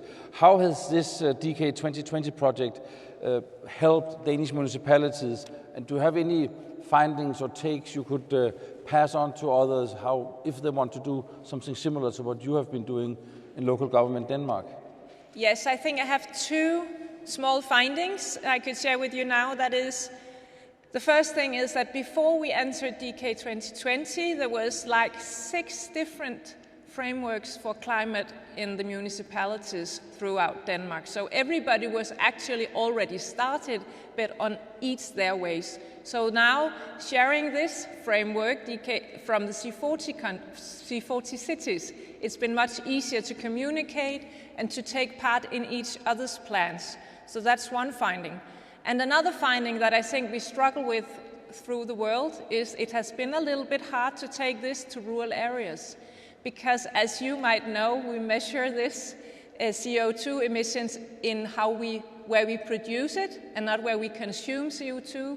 So the problem is that the rural areas would always come better out than the cities. So we have to make sure to each other that this is not a competition between municipalities, but it's a framework to ensure that we are all moving forward.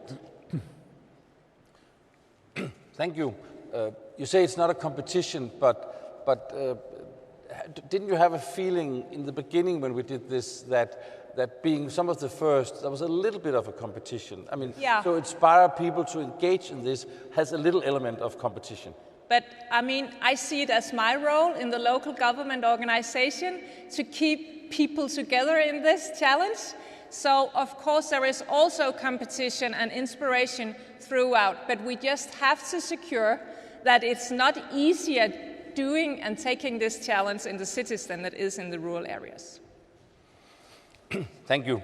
Mayor Lauritsen, Sønderborg has been one of the leading municipalities in Denmark and taking a climate leadership for quite a long time through this Climate Clinton initiative and a lot of other things, just like you explained briefly in your short introduction.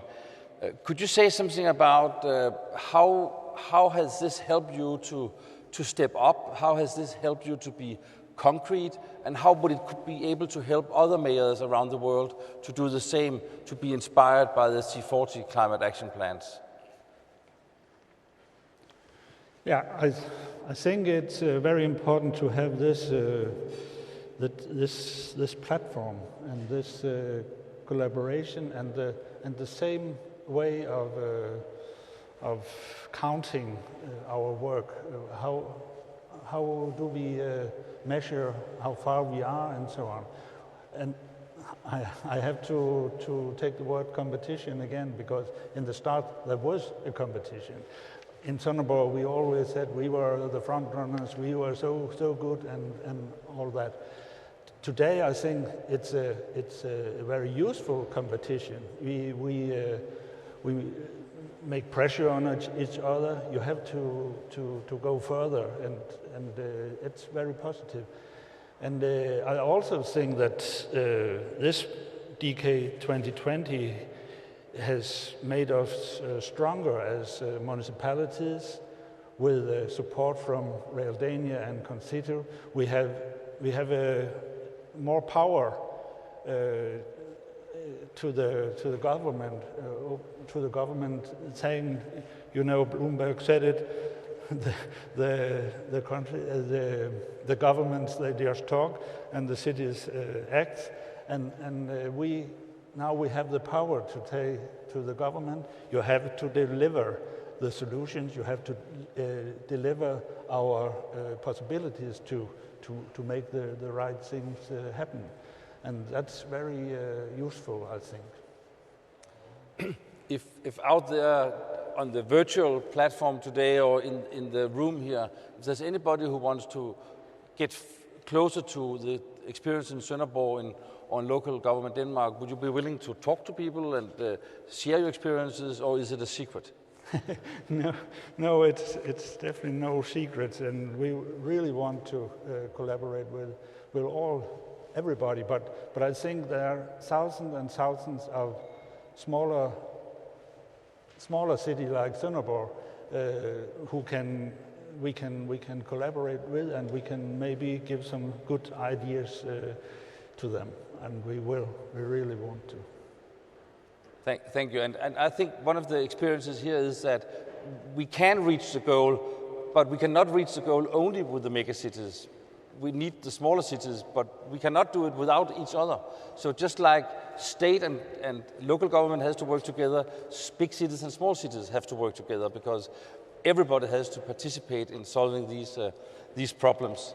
I know, Anthony, it's been said this is not a competition, and we are not for sure a political institution, but we lack 2 municipalities in Denmark, and not being a competition, we would try maybe to inspire them to be a part of this DK 2020. It could be fun coming from a little country who have all the municipalities.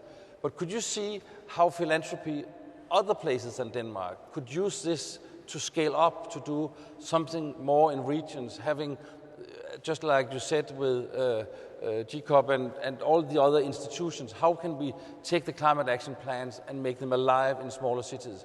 Could you see a role for philanthropy here? Definitely. It's clear that even with philanthropies bringing a lot of resources to bear, it's never going to be enough resources to actually get done what needs to get done at the city level. And so to us, the role of philanthropy is really to try things out, to test, to show what's possible, to convene the right people, to share the best practices and lessons, and then to allow it to spread from there. I think the opportunity here is that you have made such an important contribution in setting an ambitious science-based target in all of these cities working together to get there. Now what the tools and those targets and climate action plans allow is for financing to come in. That's partly philanthropic financing, but in the end, it's going to have to be government money and private sector money to get to the scale of what we need. And so to have those plans on paper that are quite concrete, to bring in that longer term financing for scale is really important. The other thing, of course, is that plans and targets in themselves aren't enough. So it's almost like that this is amazing, and now the real work starts because we have to deliver the policies and programs to actually put them in place. And so we see a big and important role for ourselves and other philanthropies there as well. Thank you so much, Anta. It's very inspirational, and it's a big, you could say, task for all of us to trying to make this alive. Could I just end by asking you, with a Canadian perspective, do you see foundations work together with this? I understand you work together with cities, but do foundations also team up and do this together, or do you do that more individually?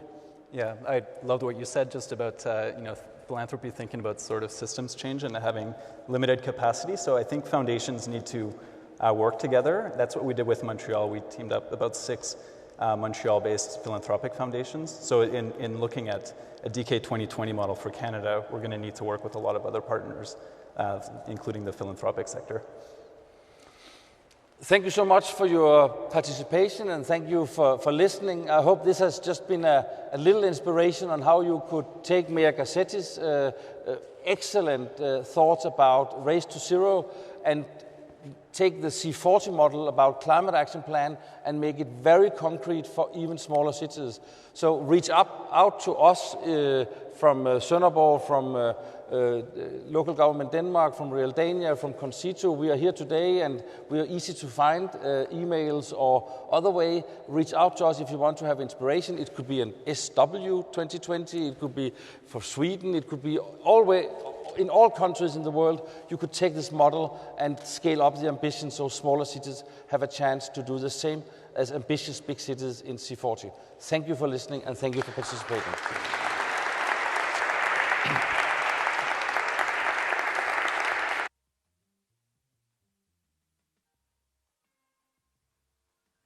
I'm Aditya Thackeray, Minister Government of Maharashtra for Environment, Tourism and Protocol. As a proud Indian and from Maharashtra, I can truly say that we have committed 43 cities of Maharashtra to the Race to Zero. That's almost a population of 65 million people coming together, committing to net zero goals in the next few years. We're probably one of those subnational governments that really has institutionalized the Race to Zero through multiple programs and agencies of the Government of Maharashtra. Hereby again, I commit to the Race to Zero wholeheartedly and with pride. Thank you. Cieszyn jest małym miastem, które jak większość z miast również boryka się z problemami klimatycznymi. Biorąc udział w grupie C40s Race to Zero, chcemy skorzystać z dobrych praktyk. Chcemy skorzystać z doświadczeń innych miast i dostosować je do naszych potrzeb miasta małego, zabytkowego, borykającego się z niską emisją. Chcemy zmieniać Cieszyn w miejsce dobre do życia, również pod względem ekologicznym. Hello C40, I'm Mike Savage, the Mayor of Halifax, Nova Scotia, on Canada's East Coast. I'm so thrilled that Halifax Council has decided to join the city's Race to Zero. It was important for me that Halifax join this campaign to demonstrate that municipalities are ready to lead, ready to do the hard work to lower emissions in our city and our world. There's so much at stake. And Halifax is there with you all to get the job done. Thank you. Queridos alcaldes y alcaldesas de C40, creo que es muy importante en esta COP26 que traslademos a los estados que la fecha clave es 2030, porque como nos dice la iniciativa Race to Zero, es imposible que si no logramos reducir a la mitad las emisiones en el 2030, será imposible reducirlas a cero en 2050. Y a la ciudadanía le estamos pidiendo muchos esfuerzos y mucha corresponsabilidad, pero es también momento de recordar que solo 5 países son responsables del 60% de las emisiones en el mundo y que 20 corporaciones mundiales son las responsables del 35% de las emisiones. Por lo tanto, le estamos pidiendo a la ciudadanía que consuma menos, que utilice menos el coche, que revise su forma de alimentarse, que utilice menos plástico. Pero ahora es el momento de que los estados realmente se comprometan. También las ciudades estamos liderando la respuesta al cambio climático, revisando todo nuestro espacio público, reduciendo la presencia del coche y de la contaminación, reforzando el transporte público, el uso de la bicicleta, haciendo rehabilitación energética de nuestros edificios, pero es sin duda el momento de los estados. Y creo que este es el mensaje de la COP26 y el que nosotros debemos lanzar con toda la fuerza y con toda nuestra unión. Y es que en esta década se va a decidir si protagonizamos una oportunidad perdida o un punto de inflexión real. Las ciudades estamos preparadas.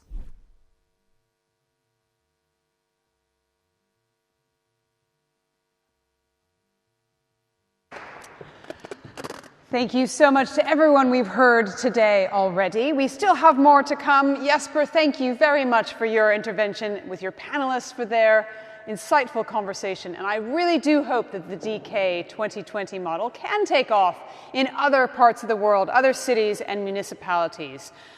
So I wanted to speak a little bit about what we've heard today. We've heard from many mayors already. We heard Anne Hidalgo setting out the state of the world a few years on from COP in Paris, where I was. In fact, I'm old enough to remember the COP in Copenhagen as well. We heard from the mayor of Bogota talking about the challenges and inspiration that she's been able to make with changing transportation and waste management. We heard from the mayor of Dhaka North about the challenges that migration brings. 50,000 people a day coming because of climate change, coming because of rising sea levels. We also heard from the mayor of Phoenix, from Kate Gallego, about the inspiration she takes when people show her what they have been able to do just through green jobs alone. So thank you all so very much. For the final portion of our program, absolutely delighted to have a series of remarks from the C40s Leadership. Please do welcome back to the stage the C40 Chair and Mayor of Los Angeles, Eric Garcetti. Thank you. Thank you, Edie. And let's thank Edie for her great emceeing. I know it was a challenging morning time-wise, but thank you for your great work as well. I get to introduce 2 heroes, environmental, urban inspirations for all of us. And it was such an honor when Mayor Anne Hidalgo handed over the role of C40 chair to me 2 years ago in Copenhagen. I remember feeling such pride mixed with fear and trepidation, the responsibility that lay before me, that my fellow mayors would ask of me, and also that our citizens demand of us. And to build on all that our previous chairs, David Miller, who's such an integral part of this organization, and our former mayor of Toronto, actually give him a round of applause because he does such amazing work.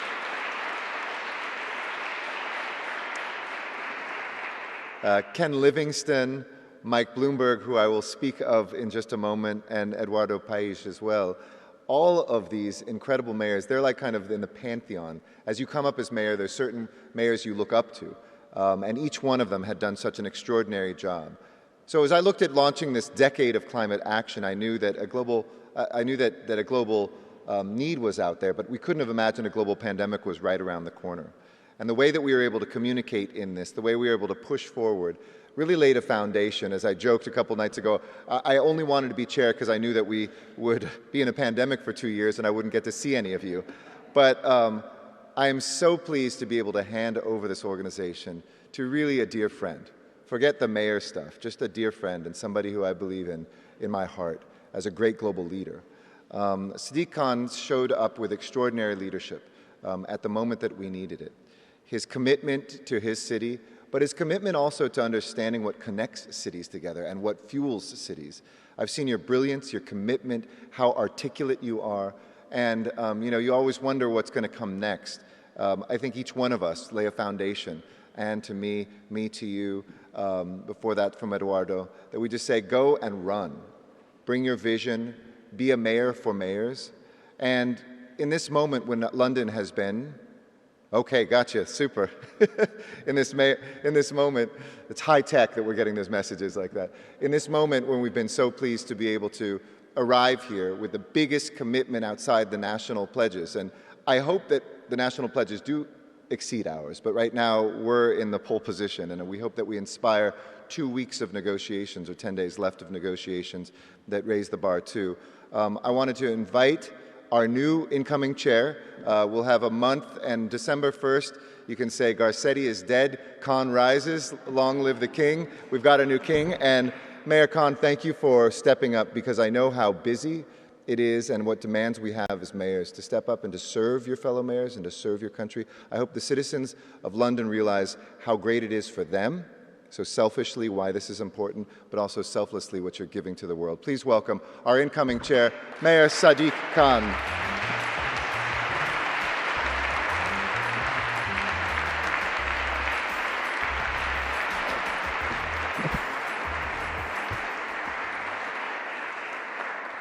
Well, thank you. I want to start by thanking Mayor Garcetti. Eric, you've been an extraordinary friend and leader of C40 over the past 2 years at one of the most challenging periods for our cities in modern history. It's been a privilege to work with you, not only to tackle the climate crisis, but as we've sought to learn from one another as mayors of global cities. I know I speak on behalf of everyone here when I say we wish you well in your new role in what will clearly be a bright future on the international stage. Please, let's have a round of applause for Eric.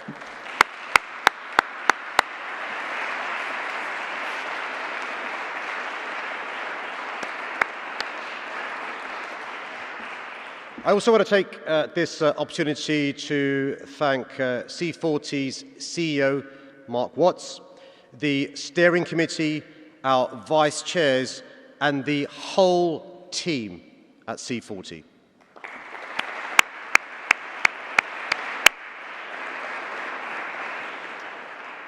And also, I want to acknowledge the huge contribution our core funders, Bloomberg Philanthropies, the Children's Investment Fund Foundation, and Real Dania make as well. Your foresight and commitment to this cause has been and will continue to be absolutely critical to our work. Please, a round of applause for our funders.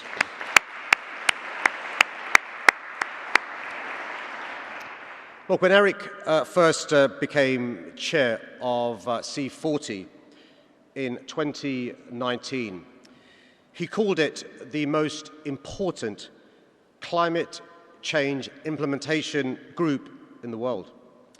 I couldn't agree more. With C40 cities now representing over 700 million citizens and more than 1/4 of the global economy.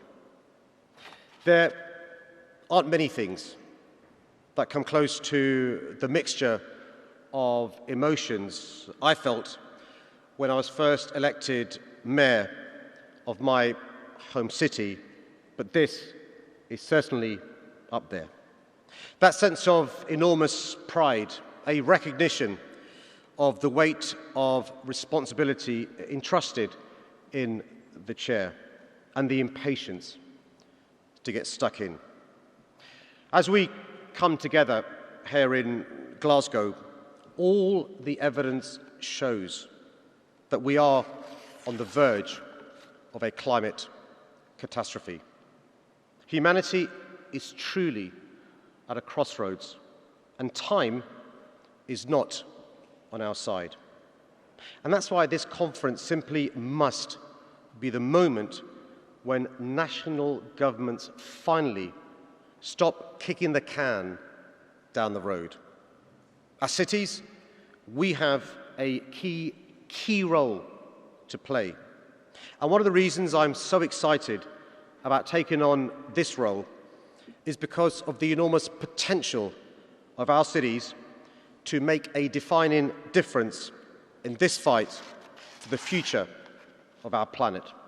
And as the Mayor of London, I've seen how cities can link together like never before to form the beating heart of our global economy. From Bogota to Barcelona, Dhaka to Durban, London to Los Angeles, Freetown to Stockholm.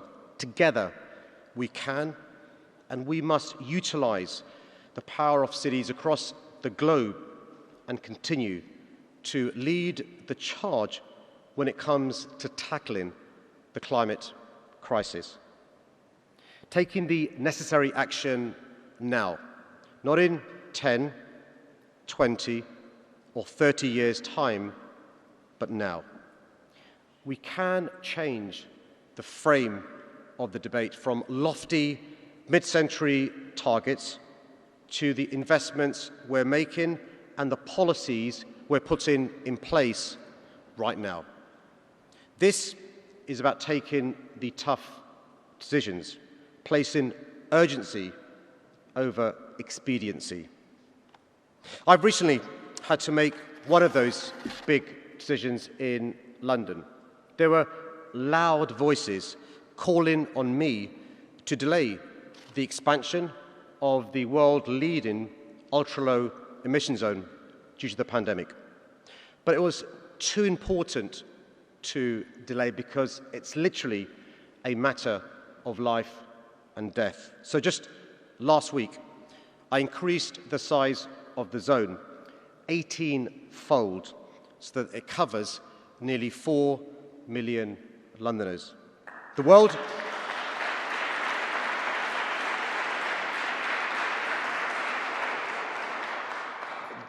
has been putting off real action like this for far too long. The time to act is now. In London, I've set out to double the size of our green economy. Our low-carbon sector is now larger than our construction and manufacturing sectors combined. We're skilling up Londoners, particularly those who need our help the most for the green jobs of the future. As chair, I want to target C40s resources to help other cities around the world to do the same. And that's why I'm pleased to announce today the expansion of C40's Global Green New Deal program. Millions of dollars of additional investment will double the number of cities working with trade unions, community groups, and young people to ensure climate action benefits everyone in society. For me, social justice is one of the key reasons why the Global Green New Deal is so important, because the pandemic has not just exacerbated the inequalities in our societies, but have made it more urgent we take action. It's becoming clearer by the day that the consequences of air pollution and climate change are not being felt equally. Far from it. Air pollution is hitting the poorest communities the hardest in many cities, including London. Countries in the global south, which have contributed the least to climate change throughout history, are most severely affected, bearing the brunt of the climate chaos. I firmly believe that everyone, no matter their background, race, gender, religion, or location on this earth, should have the right to breathe clean air. In London, we've been able to take bold action. which is not only cleaning up the air Londoners breathe, but reducing carbon emissions at the same time. I want to help other cities to be able to do the same. So today, I'm also announcing that Breathe London, our flagship air quality monitoring programme, will become Breathe Global and be rolled out to nearly 100 cities. From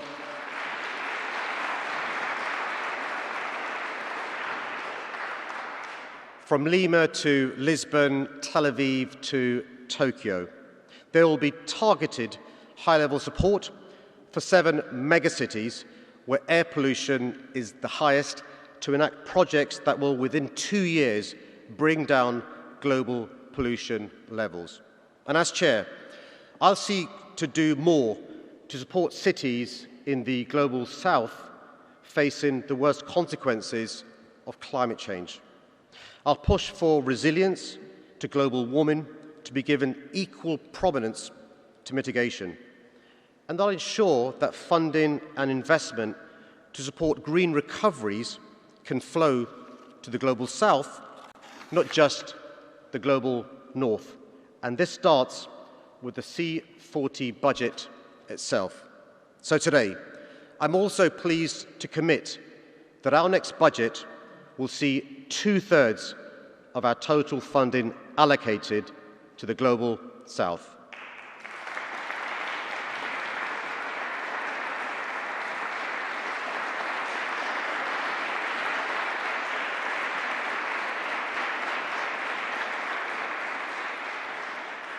Another one of my key priorities as Chair will be to foster collaboration and to be an advocate for mayors to have a stronger voice.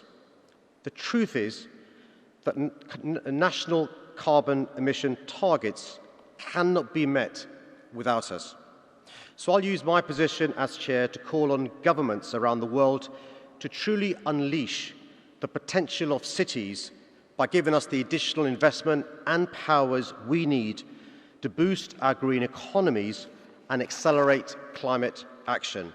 We'll also seek to form new partnerships with public, private and community sectors to help deliver our goals, giving cities the tools to take citizens with us on this journey too. Let me end, friends, by saying this. As I take the baton from Mayor Garcetti, I make this promise to you all: to lead the C40 with the same passion, ambition and determination I've shown in London over the past 5 years. I'm not just confident, I'm convinced that our cities can harness the ingenuity of the human spirit to help conquer the threat of global warming. And in doing so, we'll be able to help fashion a new world after the pandemic that has as its guiding principle equality, fairness and climate justice. A new world that works for both the global north and the global south. A new world that's fit for our children and grandchildren. A new world we can all be proud of. Thank you.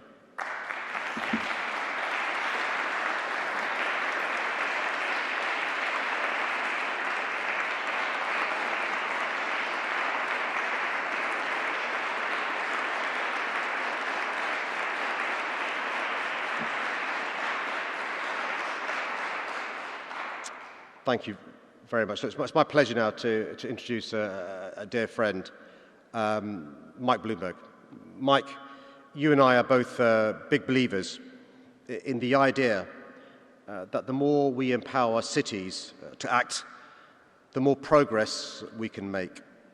And the support you've given us in London to tackle the climate crisis has both shaped our city for the better and quite literally saved lives. Friends, Mike Bloomberg.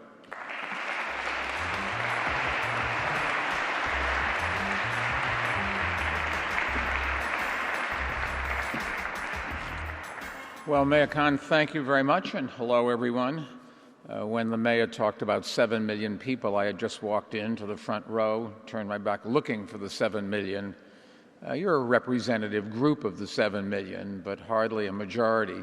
Hopefully the majority does understand why you're here and what you're trying to do to help everybody in this world, not just the 7 million in London or the Eric, how many people in Los Angeles? 4 million? 8 million in New York. There's something like 7.5 billion people in the world, and we all breathe the same air. We all drink the same water, so we have a responsibility to try to help. Great to be here in Glasgow during this critical moment for the world and an important day for C40, and I'm looking forward to working with you, Sadiq, our new chair. But I want to start by thanking Eric, who's overnight becoming your predecessor, a new title. And during his tenure, which has been a very difficult time, we've made some real progress, and he has certainly done his part. Cities, as we all know, are on the front lines of the pandemic, something else that we had to face that we didn't really count on when the C40 was formed. But the fact that we've been able to make so much progress is really a testament to Eric and his team's hard work and a challenge to Sadiq and the rest of us to carry it on and take it to the next level. Eric mentioned how the successful Race to Zero campaign has been. That's going to make a big impact. And with C40 working closer than ever with the Global Covenant of Mayors, we really do have an opportunity to rally even more cities to the cause. And at the same time, Eric has continued to push Los Angeles forward. And you should know that his city, if he didn't mention it, sorry, I wasn't here for that, it is now, he never brag about this, it is now home to more solar and EV chargers than any other American city. So thank you very much. I don't own a car, but if I did, it would be an electric car, and I'd be very grateful for those charging stations. Seriously, this organization has always had great leadership, from Eric to former chairs, Mayor Anne Hidalgo, Mayor, and David Miller. David, where are you? Raise your hand. Ah, there you are. We welcome the French and the Canadians, we the Brits and Americans, I guess. Actually, it's not clear what America does, but that's a whole other issue. And now we're fortunate to have the Mayor of London, Sadiq Khan, taking over. Under his leadership, the City of London has been setting a great example to the world for years in so many things, and we're glad to work with him and his team on a number of issues, especially air pollution. He knows that climate change is a public health issue as much as an environmental one, and so we have supported his work to install neighborhood air quality sensors, especially near schools, and we've just announced that we are expanding that work to lower income areas around London that are disproportionately impacted by air pollution. Sadiq, you should know, was also one of the first mayors of a global city to develop a plan for reaching carbon neutrality, and London has already reduced its emissions by almost 1/3 compared to 1990 levels. So a great start, just got to keep it going. We've seen firsthand that Sadiq does understand that the power of cities have to improve people's lives through climate action while also setting examples for national governments to follow. I've pointed out that in America, we closed coal-fired power plants at the same rate under Donald Trump that we did under Barack Obama. So it just shows you that the national governments really aren't the only thing that's important. It's great to have them along, but the truth of the matter is it's at the city level where we create the need for the power that is generated by coal. And so if we could reduce the energy consumption in the cities, we would be reducing coal usage dramatically. My urge to you is before you go out in the morning, you don't need it in Glasgow, but turn off the air conditioner and do some simple things like that, and you really can make a big difference. When people say, what can I do? The truth of the matter is each of us can really do something. And if you don't pollute a little bit, all around the world, 7.5 billion people benefit. If you do pollute a little bit, the reverse is true.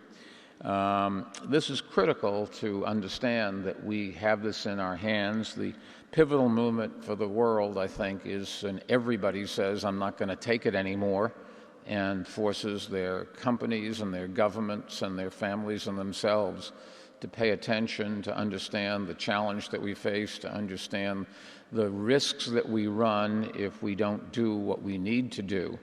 And the fact that it is not hopeless, it's just difficult. Nobody wants to sacrifice. I understand that. I don't want to sacrifice either.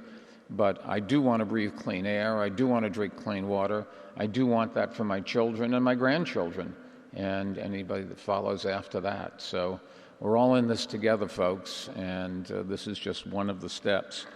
As countries recover from the pandemic and rebuild their economies, they also have a chance to put climate solutions front and center in the recoveries. The C40 Green Recovery Task Force, for example, which many of you are helping to lead, is at the forefront of this effort to identify those types of solutions. And we know that we don't have to choose between recovering from this crisis and preparing for the next one.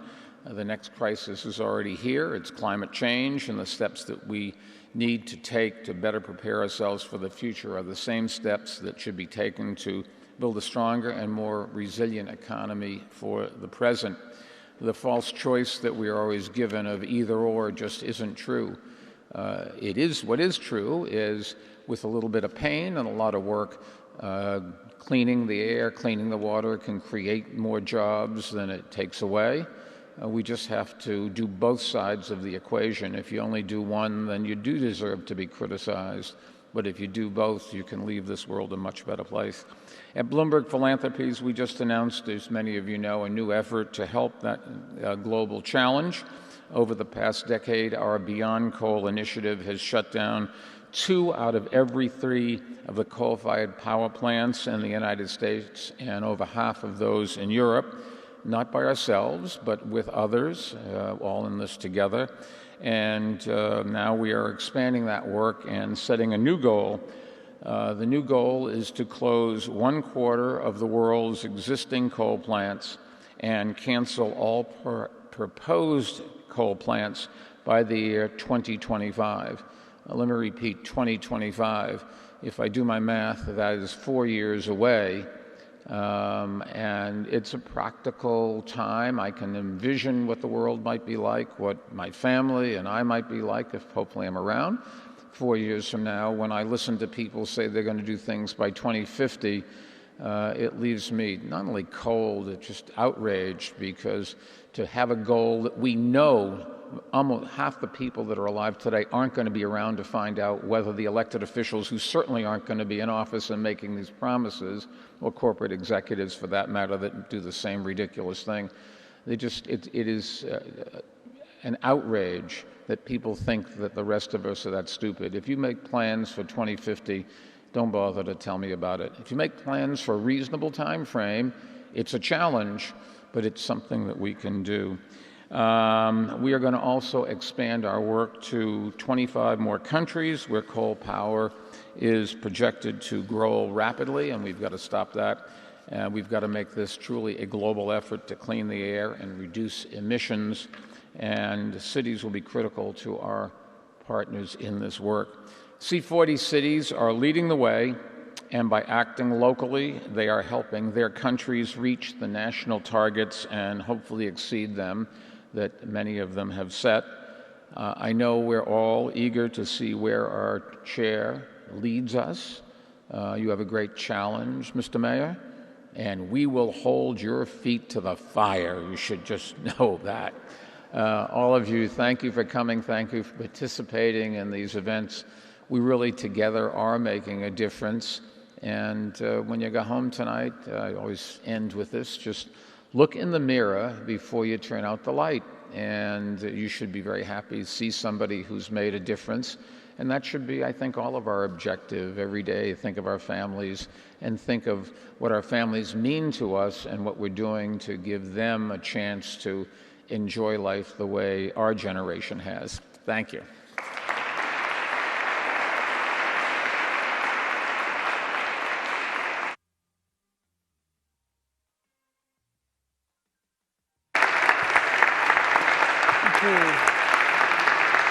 Thank you so much. It's time to wrap up, but before I do, a massive thank you to Mike Bloomberg, to Eric Garcetti, and also to Mayor Sadiq Khan. Thank you very much. The work and mission of C40 has really transformed and accelerated over the last few years, in large part due to your very hard work, active participation, and leadership. Mayor Khan, huge congratulations on becoming the next chair of C40. You mentioned in your remarks your ambition to harness the ingenuity and human spirit, and I have no doubt that the future is incredibly bright in your hands. So that concludes our program for today. Thank you so much to all for joining us, both in person and, of course, virtually. And can I now invite all of the mayors to come forward, please, and join Mike Bloomberg on the stage for a family photo.